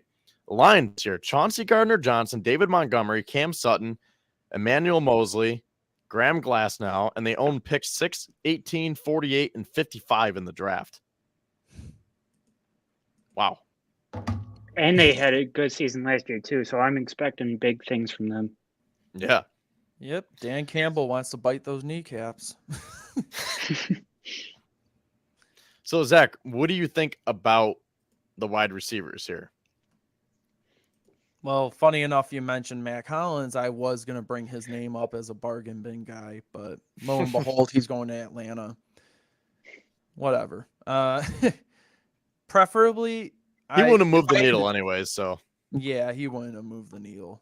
So going back to the three guys you got listed on the banner thing here, if I had to choose one of the three, I would say DJ Chark because he's younger. He still has more of a career ahead of him. He hasn't fully hit his ceiling yet. Marvin Jones, he's all right. He's a veteran. He would be like signing Emmanuel Sanders again, except maybe just a little less of impressive, as it were. I don't know. It's just Well, let me And he stop won't you be right the there wide receiver because too behind Diggs. yeah, he's not going to be a wide receiver too. But here's the And thing, because a couple of years ago, I'm glad you brought up Sanders. Sanders was here to be wide receiver 2. Gabe Davis was wide receiver 4 because the slot is wide receiver 3. Gabe Davis is at the point now where he can be wide receiver 2. He just needs help. So we're not looking for a new full-time wide receiver 2. We're looking for that wide receiver 4 who can push Gabe Davis and give him that competition. So that's why you could get that Emmanuel Sanders this year without taking that away from Gabe Davis. Now, I will say if you draft someone, that's a different story. But in terms of getting that veteran, that's why I don't think that the Bills have to go spend big if they make it a point that they want to draft one. Now, we'll get to Odell because that would be spending big and making that splash move. But if they want to go the cheap route, that's why one of the main reasons why I've been so high on Marvin Jones is because he wouldn't interfere with Gabe Davis and the hopeful rookie that the Bills select. I mean, I guess you got a point there. I'm just saying I don't think I would be terribly impressed by the signing, but also at the same time, I don't think we're in a position, the Bills are in a position where they need to impress the fans with signings. And they may not necessarily be able to afford those signings that would impress the fans. So, I mean, Marvin Jones may end up being the feasible option, but I feel like if they want to continue in the mold of what they were doing in free agency, there is somebody else out there who's sort of in his mid-20s who could be a under-the-radar cheap signing, but it's the former Colt Zach Pascal. He spent last year with Philly. He didn't really see much of the field. He played in all 17 games, but he only had like 15 receptions. But he has experience because he was a meaningful contributor with Frank Reich in 2019 and 2020. He had over 40 receptions, 600 yards, 5 touchdowns each of those seasons. He could be one of those guys where if you're looking for meaningful depth, but also with potential upside, who won't necessarily push Gabe Davis out of the way, Pascal could be your guy. I like that option. Now, I really haven't gotten into the draft too much. I've just done some preliminary stuff because I've been neck deep in free agency. But let me just say, with the baseline knowledge here, I want the Bills to get a straight up boundary receiver. I want someone who can make the tough contested catch, who can potentially take over for Gabe Davis next year and provide that depth this year because, again, Deontay Hardy's the first backup behind Diggs and Davis right now, and he's 5'6", and he has an injury history. Give me And a he can play 6'4". slot too. Well, yeah, and he can play slot. So I know the Bills like position flexibility. Give me a straight up boundary guy who can run down the sideline and make a tough contested catch. So I was looking into a little bit. I like Cedric Tillman from Tennessee. I saw someone mention Rashee Rice from, I believe, SMU. Those are a couple of big-bodied guys who are straight-up boundary receivers who I like for that role. So let's just say the Bills can get Cedric Tillman. Round 2, we'll say. The wide receiver room would be looking like Diggs, Davis, Shakir, and then I think Tillman would go to wide receiver 4. Hardy would slide down to wide receiver 5. You use him more as a gadget, mix him in here and there. And then you have one position open for potentially a free agent. I know people have talked about Desmond Patton staying on the roster as a special teams guy, Keyshawn Johnson. There's always Jay Kumaro. But yeah, I mean, I think that's what we're looking at right now. There's 2 spots left in the wide receiver room. I think one of them has to be a rookie, maybe 2, but based on where we're at with our draft picks and how many other holes and positions that need to be addressed, I think you spend 1 pick on a wide receiver, maybe get an undrafted free agent. But the way I see it is 1 rookie, 1 free agent from here on out. Yeah, I think that's probably what they'll end up doing. Whoa. No respect for Shakir. No. We've been hyping my man Shakir up the whole offseason here, man. We're not Shakir talking is about wide slot receiver receivers. 3. Huh? We're not talking about slot receivers, though. We're talking boundary guys, Stephon Diggs and Gabe Davis spot, not, Cole Beasley and Khalil Shakir. Yeah. You're saying that in terms of this comment, right? Yeah. Yeah. No, I have Shakir as my wide receiver 3. I think this is his time to go prove himself. That's why I don't want the Bills to go get someone like Jalen Hyatt. Well, he would be more of that vertical threat where he would be like a Deontay Hardy. Someone like Zay Flowers, who has an inside-outside versatility, or Josh Downs. I don't really want that, because then you're just going to have more of the same skill sets between Hardy and Shakir and even Hines, if you want to throw him in there for that matter. And it's like you didn't even move on from Isaiah McKenzie, too, because that's, I'd say, mostly the reason why you did move on from McKenzie is because you got Shakir, you got, Deontay Hardy you just signed, and then Nyheim Hines. So you got, 3 or 4 players that can do the exact same thing. That's what I'm saying. Give me a big 6'3", 6'4", 6'5" receiver that can just go win the battles down the field, make that tough contested catch. So, okay. I think we have to talk about Odell, right? Going back to Odell. Reports came out from actually Odell himself where he said, no. I'm not asking for upwards of 20 million. I'm just saying that I'm worth more than 4 million. So I don't know which team is saying that we only want to give you 4 million, but that could be the Bills considering their cap situation. So let's just say it was Buffalo, because we know that Buffalo has had links to Odell. And if Odell wants more than 4, but the Bills don't want to pay him that much, first of all, are you willing to get Odell here? Second of all, how much are you willing to give him? Zach, you first.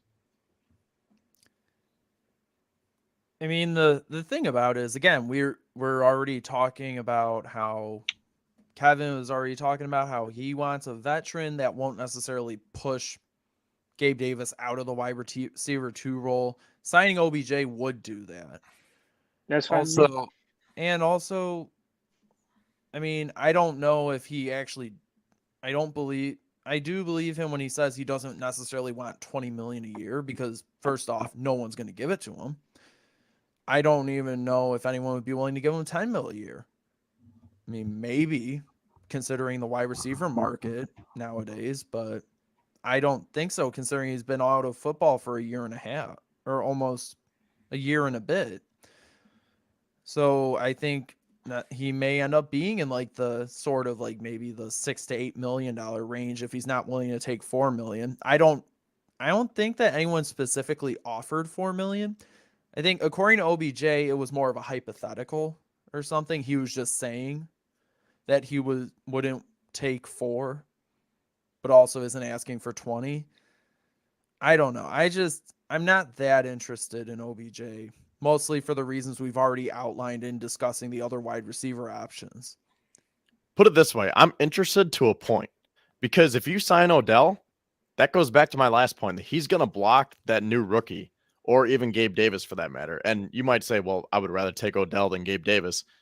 Rightfully so. But if you draft someone like a Cedric Tillman or a Rashee Rice, obviously Odell's going to get more targets than him, and you're going to block him similar to how Shakir was getting blocked last year. So I think I am going to be the warmest to the Odell idea after the draft, because if the Bills get through the draft and they don't come away with the top wide receiver, then it's like, okay, we need help. Go get someone like Odell who is still available. But that could be risky too, because what if a team like Baltimore, who is in desperate need of wide receivers, what if they snatch him up? What if another team takes him? Green Bay, for all that, for all we know, they could take him. Brandon Cooks went to Dallas today, so they might be out on Odell. So that could help us in our benefit, but that's kind of being a little bit risky there if you want to wait multiple months to see what the market's going to look like for Odell, because he could be gone at that point. But I think, to answer my own question, I would want Odell the most after the draft, when I know who's on my roster, how much money I have to offer. Because if you do it right now, it could be a poor allocation of resources, considering blocking the growth and development. Because here's the other thing too. If you sign Odell, you might not be as apt to want to draft a wide receiver, because you think, oh, we have a Band-Aid here. We have Odell. All is fine. We don't need to draft Jackson Smith and Jabba, or we don't need to draft Cedric Tillman. Let's just go get a linebacker, or let's get an offensive lineman. And then you look and say, well, Odell's here for 1 year, and now we're in the same predicament. So I think, as nice as Odell will be here, there are some stipulations. I agree with Yeah, that. and if you do want to, connect rumors and connect the dots here, Jordan Schultz did come out and say Buffalo has checked in on Odell recently. He didn't say that they did offer him a contract, but they did check in on him, and the Giants are out of the Odell mix. So if you do want to play that $4 million game, maybe the Giants were the team that offered him $4 million, and now they're out, and it's down to just say Buffalo and the Jets. Let me ask you guys about Adam Thielen, because reports came out tonight that he's signing with Carolina. Were you guys Adam Thielen fans trying to reunite him with Stephon Diggs? I did want him, but at the right price, because, him and Diggs did have a nice connection. We did need a wide receiver too, and Thielen could have been that, but I don't know about at the price that he got from Carolina. Yeah, I mean, What was the price on that? so 3 for $25 million. yeah, I was gonna say I saw it on Spot Track that they don't have the full details of it. They just have 3 years, 25 million, 14 million total guaranteed. Average salary 8.33 repeating mil. Yeah, that's too much. Too rich for my blood.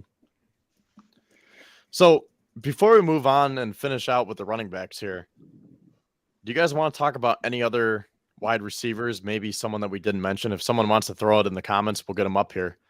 But I'm just looking down at the free agents here. Kenny Galladay, Robbie Anderson, Nelson Aguilar, Randall Cobb, Marvin Jones, my man, Julio Jones, Byron Pringle, Jarvis Landry, N'Keal Harry, the aforementioned N'Keal Harry, Sammy Watkins, Zach Pascal, Keelan Cole, Marquise Goodwin, Mecole Hardman. That's one of the best ones available, but that would kind of be redundant now because you just got Hardy. Trent Sherfield, that could be interesting. Rashard Higgins, Chris Moore, Richie James, Demarcus Robinson.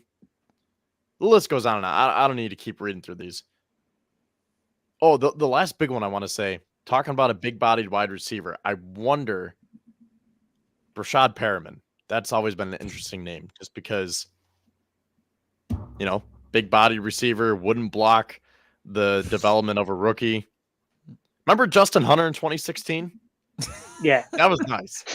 A nice experience, yeah. Didn't you have like Maybe 7 touchdowns Rashad, and they're all in the red zone too? Exactly. That could be Rashad Perriman. Yeah. That was a nice little trip down memory lane. Yeah, Perriman, if he's down for a 1-year Vetman deal, you just bring him in as a camp body, let him compete for a depth spot, see what happens. I'd be in favor of that. I was a big fan of Byron Pringle last offseason when he was a free agent. Now that he is again, I might kind of be interested in bringing him in, as wide receiver 4 or 5. He did, only play 11 games this past year for Chicago. He had 135 yards and 2 touchdowns on 10 receptions. So not that great of a year, but, all things considered, I mean, what else are you going to want from someone that's late in free agency? Now, I don't want to clog too much time up with this, but I know it's a hot topic. Trades, Andre Hopkins, Jerry Jeudy. If there's time at the end, we can talk about this after we finish the running backs, because I know there's some running back trades. But roughly, would you trade for Jerry Jeudy or DeAndre Hopkins at the right price? Because reports came out saying that all it takes is second round pick and a player of value or a couple of draft picks. You know how the rumors go. You don't know exactly what the team wants, but it seems like each player would be reasonable. And I've been meaning to look at DeAndre Hopkins' contract, and I keep forgetting. So I'm going to look at that right now. It's $19 million he would be paid this year. Not going to happen. Okay, yeah. He is willing to restructure his somewhere up there. contract, but how much is he going to want to restructure with Buffalo, and how many players is Brandon Beane going to want to restructure also? Because he did, move money around for 4 players already this year.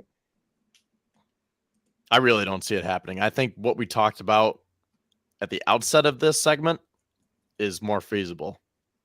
And, with Jerry Jeudy too, I think he's probably going to want somewhere around $20 million a year. So that's not happening either. I just want to say, Chris says we can talk all night. So let's go. Let's talk about running backs all night. But that being said, to finish out the show here, want to talk about the power running back. This is a very interesting topic because a lot of us were very high on Jamal Williams and Deontay Foreman. I already talked about them at the beginning of this show tonight. If you missed any of this, again, this is all recorded. You can go back and watch. Tell your family and friends. We'd appreciate it. But yeah, I mean, the options are starting to get down there where you're looking at it like wide receiver. It's just a bunch of, I don't want to say washed up guys, but a lot of veterans who are past their prime. But for this position, it might not be that bad because wide receiver, you want someone who still has that pep in their step. Running back, specifically a power running back, yeah, a couple of these guys might have lost a step. And I know we talked about this yesterday, Zach, but I'm looking at these 3 guys right here. And I know you could say Leonard Fournette has lost a step, but if you build your offensive line the right way, his market value is $2.3 million right now. He's 28 years old. He's 228 pounds. He is not afraid to steal a quote from Zach Moss, make his defenders make business decisions. So if you can get him here on the right price, I'm all for Leonard Fournette and even Zeke for that matter. He's lost a step. He's not what he used to be. But if you can get him for the right deal and tell him, hey, you're RB1, but just know that you're going to be splitting snaps with James Cook and Nyheim Hines, but we're going to rely on your veteran presence, and you're going to be our goal line back. You're going to be a pass protector, because that's another aspect. You got to look at the pass protection of Josh Allen. I'm willing to take a flyer on Leonard Fournette or Zeke because, like I said earlier, I'm kind of tired of wasting draft picks on running backs. And I shouldn't say wasting, but spending high capital on draft picks. I'd say wasting. Go ahead. No, I'd say wasting because, Devin Singletary didn't pan out. Zach Moss didn't pan out. Jury's still out on James Cook, but that's 2 running backs he drafted highly, and they haven't worked out for you. Zach, what do you think to continue on with our Twitter conversation here? Good times. I mean, like I said, Leonard Fournette, it's an interesting case because you look at his size and you think he's a bruiser, he's a power back. But the last couple of years, he hasn't played like it. I don't know if it's because he's lost a step or whatever. Maybe it was because of injuries in his past or whatever, or just the way that Tampa played offense. He's done more as a check down option than he has as a bruiser. And that's what I meant by him saying that he's not a bruising power back anymore.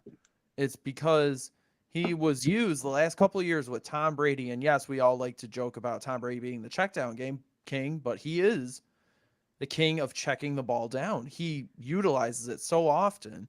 And Leonard Fournette was actually sneaky good at it the last couple of years. I think most of his fantasy value came from that, especially last year with how up and down that Tampa Bay offense was.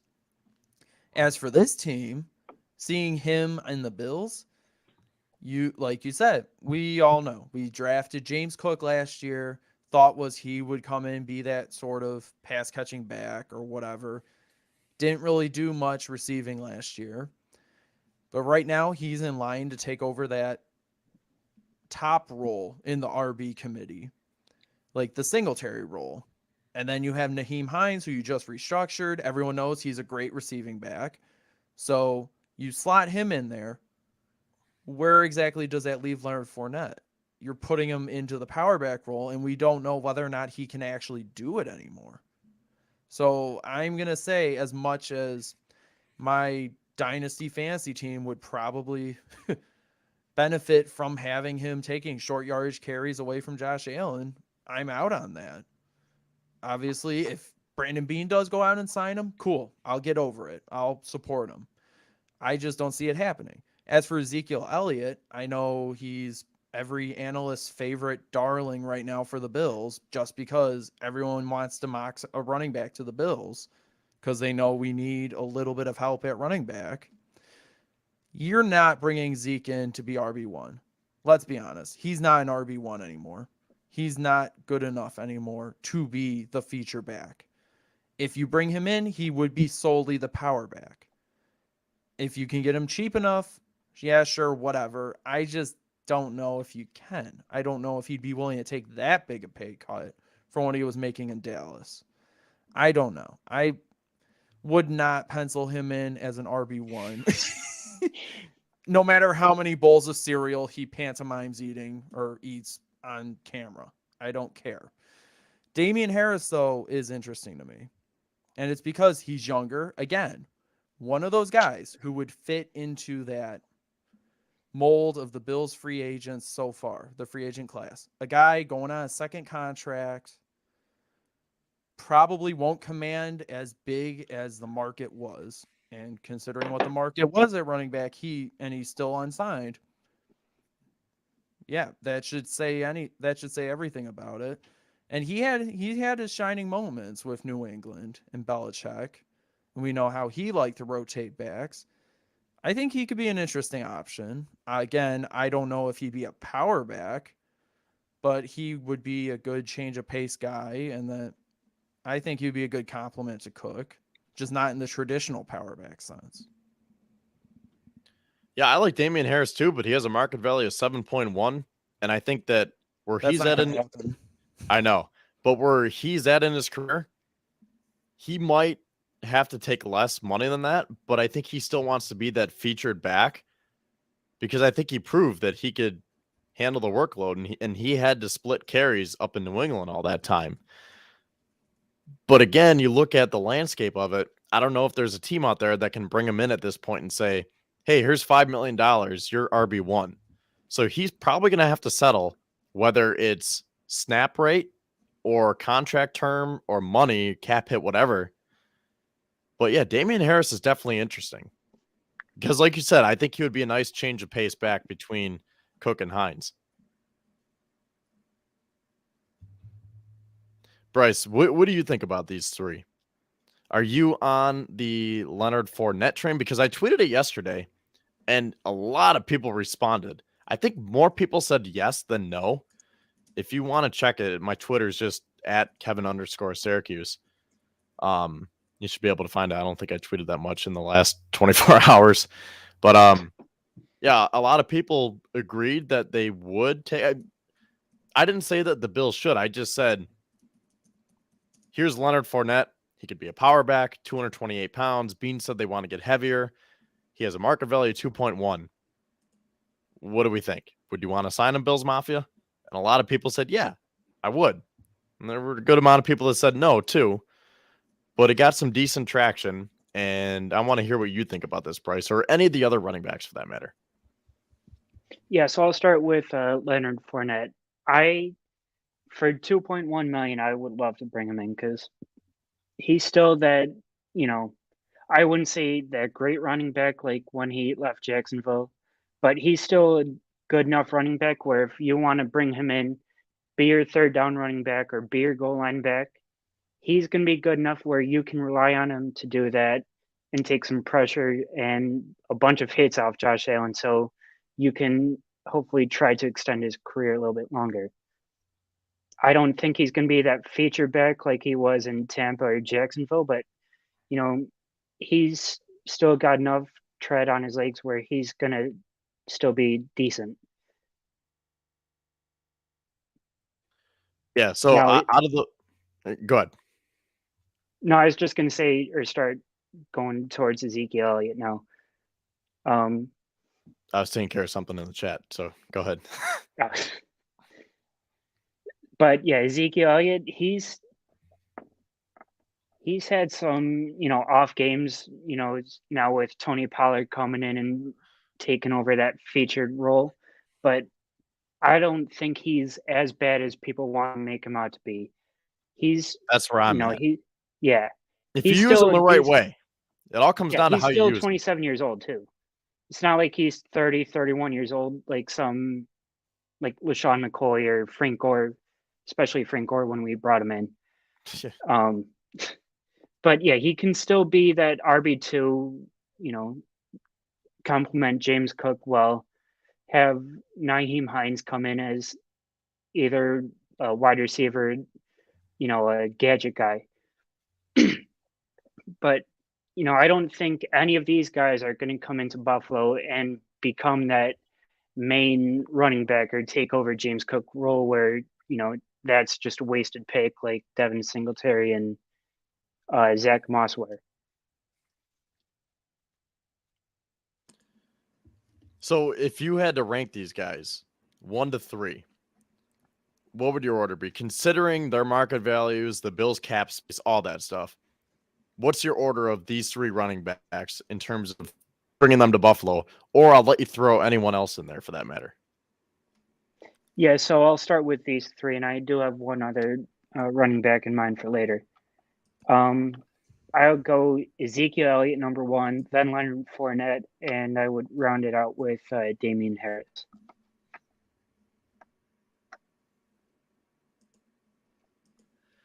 I think I would agree with that too, because Harris is probably the best running back right now. Maybe, I don't know. I still like Zeke because, like you said, he's really not that bad. He just takes a lot of criticism because he shows his gut off, and it's like, oh, wow, look at that. He's been doing a lot of eating too much.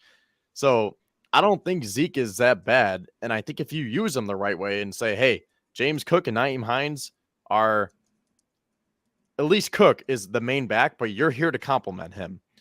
Like before, you were the main back and Pollard complimented you. Now you are doing the complimenting. And you are also in charge of protecting our franchise quarterback. So I would totally be down to bring Zeke up here. Same with Leonard Fournette. And I really think that those 2 guys fit better than Damian Harris. And I agree with that too, because, James Cook isn't going to be that, that running back that takes 15 to 20 carries a game because he's never done that in Georgia. He hasn't done it in Buffalo, or didn't do it last year at least. So we don't know if he can be that main guy. So you do want to bring in someone with at least some experience to, complement him well. And I don't think Damian Harris can be that back because he has fought injuries throughout his entire career in New England. Only played in 11 games last year, 15 the year before, 10 his second year in league, and then 2 as a rookie. Zach, what would your order be out of these 3? Or anyone else for that matter, if you want to throw them into the mix? Well, considering the available options, I don't know. I just don't really see them actually signing one of the higher profile remaining free agent backs.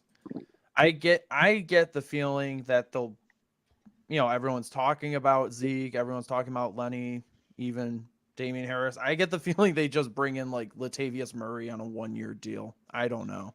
Like I don't really want to see that. I just get that feeling they bring in a veteran into the room, into the mix because they don't really have that person right there. Latavius Murray's more of a bigger back, as Bean said in his press conference. I don't know. I mean, again, not my preferred ranking, but if I'm going based on what I think the Bills do, I would say Latavius Murray's 1, maybe Zeke 2, Damian Harris 3, Leonard Fournette 4. I don't know. I really don't know what to think about running back right now. I'm Now, gonna throw another name out there. Kenyon Drake. That could be an option too. if you do want that bigger back, what do you think of Kareem Hunt? Because he is 5'11", 216 pounds. You don't like him? No. He's just How come? exactly what James Cook and Nyheim Hines are. Just that pass catching back, speedy, shifty. I know he's got some more weight, but he was the complement to Nick Chubb in Cleveland, where Nick Chubb is a big bruiser and Kareem Hunt is there to offset him. Right now, if you were to get Kareem Hunt, those would be 3 guys with the same skill set. I want a straight up downhill runner. So I wouldn't even entertain Kareem Hunt. Who knows? Maybe the Bills will get lucky and another team drops someone that's actually a power runner. Hey, how about JD McKissick? That would be a cruel joke. Okay, how about this? As much as we're talking about all these running backs, and we're saying the different orders here, and this guy, that guy, market value is this, market value is that, I'm going to put another one on here in a moment, as soon as it loads. Boom. The guy that we had. What do we think about Motor? Okay, Because, okay, I'll just say right now, I like Devin Singletary. I think that he did his job here, but for our sake and for his sake, I think it's time to move on because I'm sensing the same thing is happening that happened with Jordan Poyer, where the market's dropping and you could get Motor back for cheap. But here's the thing with Motor. He is right in the middle of that big bruiser and the shifty pass catching back. And I know they used him for pass catching last year, but if you look at someone like a Deontay Foreman and James Cook, Devin Singletary falls right in the middle. Like, yeah, maybe he has some power to him. Yeah, maybe he has a little bit of quickness and shiftiness to him, but he doesn't have a lot of speed. He doesn't have a lot of power. He's a nice all-around back. So I think for his sake, he needs to look at that and say, Buffalo really didn't use me the right way. I know that I can produce more. I'm going to go elsewhere. But I have to throw it out there because it's still possible that we could re-sign Devin Singletary. And I see we have some comments. I'm wondering what people are saying about this because I think people do like Motor, but I think we're all under the agreement that there's probably a better fit. But if it comes down to it, what if the Bills bring Motor back? bring him back just to rush for what? 4 carries, 25 yards. Exactly. That's the problem with it.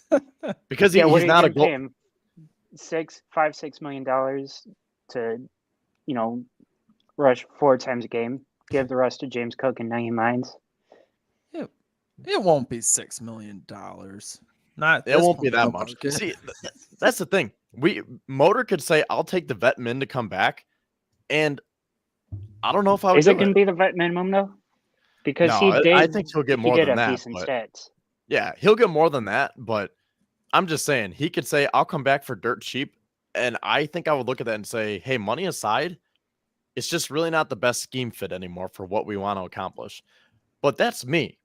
I don't know what the Bills want to do because, for all we know, they could just say, let's just get an undrafted free agent bruiser and run with it that way, because James Cook and Nyheim Hines are our two main running backs, and we want to be a pass-heavy team.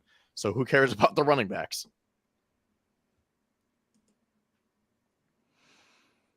Yeah, exactly. Like I said, at this point, we know who the top 2 backs are, and if you want to do a 3-back committee, cool. Just find someone with a different skill set.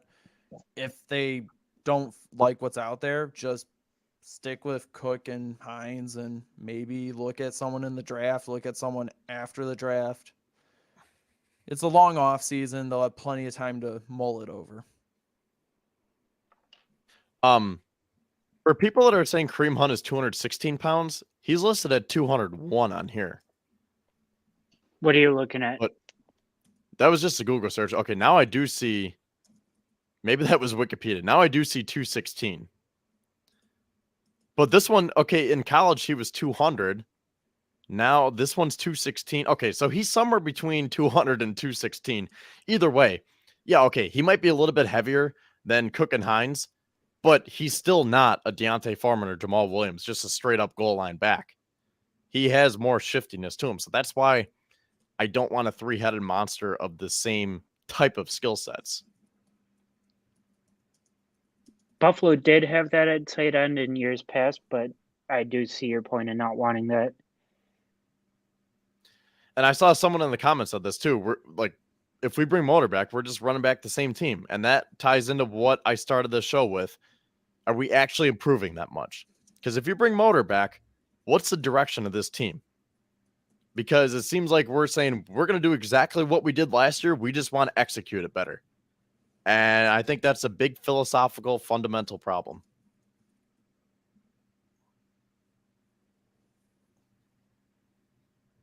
I would have to agree there because, you got to see what Devin Singletary could do for 4 years here, which, before his ankle injury, his rookie year, he did look good. But after that, you started drafting running backs. You didn't really use him properly, or he wasn't running good enough. Either way, whatever it is, you got to see him for 4 years. You got to know what he looks like and what he can do in this offense, which honestly is not much at all. I do respect him, but he's not a good runner if you do want to get better there. And I've seen some people talking in the comments about Reggie Gilliam. Never use him. And there was a stat that came out last year when he's on the field that the Bills' offense was more successful. And I believe he did not have one single rush last year. It's because he's a good run blocker. Just use Dawson Knox at running back if you want Reggie Gilliam. God damn. Wait, what you think about Gilliam? Under center, put Josh Allen at running back. He's a fullback. Why do you want to use a fullback / tight end as a runner? I'm just saying you do have that option. Or if you want to let him pave the way as a blocker. Do use him as a fullback, yeah, because I loved how he, how the run game looked when he is used at fullback. But using him as a runner, and I've seen this in, other places too, not just from you, Kev, but, using him as a running back is not a good idea. He's not, it's not 1950 anymore where you're just running 100 times a game. I'm not saying you have to run him with him a lot. I'm just saying mix things up, put him back there as a blocker. Maybe you throw a couple passes to him. Maybe you give him, if it's 3rd and 1, maybe you give it to Gilliam one time just to throw the defense off because they're like, oh, Josh Allen's going to sneak it. Oh, never mind. It's a fullback sneak. So just something like that to change things up a bit. Yeah, I mean, as much as I'd like to see some fullback dives in the offense, I don't see it happening. All right, well, I think that'll just about do it for tonight. Before we wrap things up here, do you guys have any final comments? I know some of the big names have been Derrick Henry, Dalvin Cook. Can we just put that to bed? I don't think the Bills are trading for either of those guys, correct? Can we all agree that we're not going to be in for a big trade? Yeah. It's not happening running back because, and I don't want to get off on a tangent here, but you run 10, 15 times a game. Why are you paying 10 to 12 million for running back? Just to run him maybe 3 or 4 times a game, give it to, your other younger running backs more. I would agree with that. Zach, you have anything to add about that or just anything else before we close things up here? All I gotta say is, Josh Allen's QB1. Hopefully he doesn't have to be RB1, but Doesn't see have what to be, but he will happens. be. Yeah, he'll take it into his own hands. Well, I think that'll do it. We were a little bit over 2 hours, but for the most part, it was as clear and concise as we could be. Last week, we had a lot to say. That was almost 3 hours. So we're getting better. And I think a lot of people were engaged because people in the comments are saying we can still talk. So don't tell me to keep talking.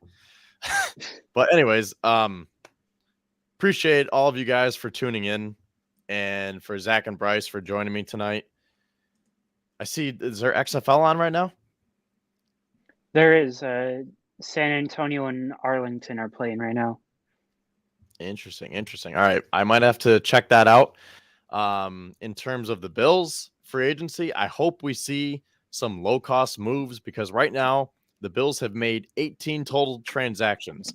And, we should probably include this because we are the Writers Club. I am working on an article as we speak that'll be coming out tomorrow where I recap the first week of free agency and I preview week 2. Pretty much what we talked about tonight, but I'm going to be putting it into words. Bryce, are you working on anything as of right now? Yeah, so tomorrow I will have an article coming out listing the best remaining free agents available at positions Buffalo needs. Cool. So that will tie into mine because, like I said, I will be previewing free agency and I'll let you go into depth more than me. And I'll just kind of give like a baseline of what the Bills did, what the Bills still need to do, what positions they still need to address. So with that being said, keep it locked right here on Buffalo Fanatics throughout the week as we will have a bunch of content coming for you. Hopefully we have more news to break to you, meaning that Big Baller Bean gets back to his big baller ways. I like how Rico said, is it Bargain Bin Bean? I don't like Bargain Bin Bean. I know he has to be Bargain Bin Bean, but I want Big Baller Bean to come out this week in a smart way to allocate those resources. So with that, as Walter says here, good night, everyone. Thanks for tuning in. Once again, this is the BF Writers Club on Buffalo Fanatics. Kevin Syracuse, Zach Vaughn, and Bryce Martino with you. We'll see you next week. Same time, same place. And with that, Go Bills. Go Bills.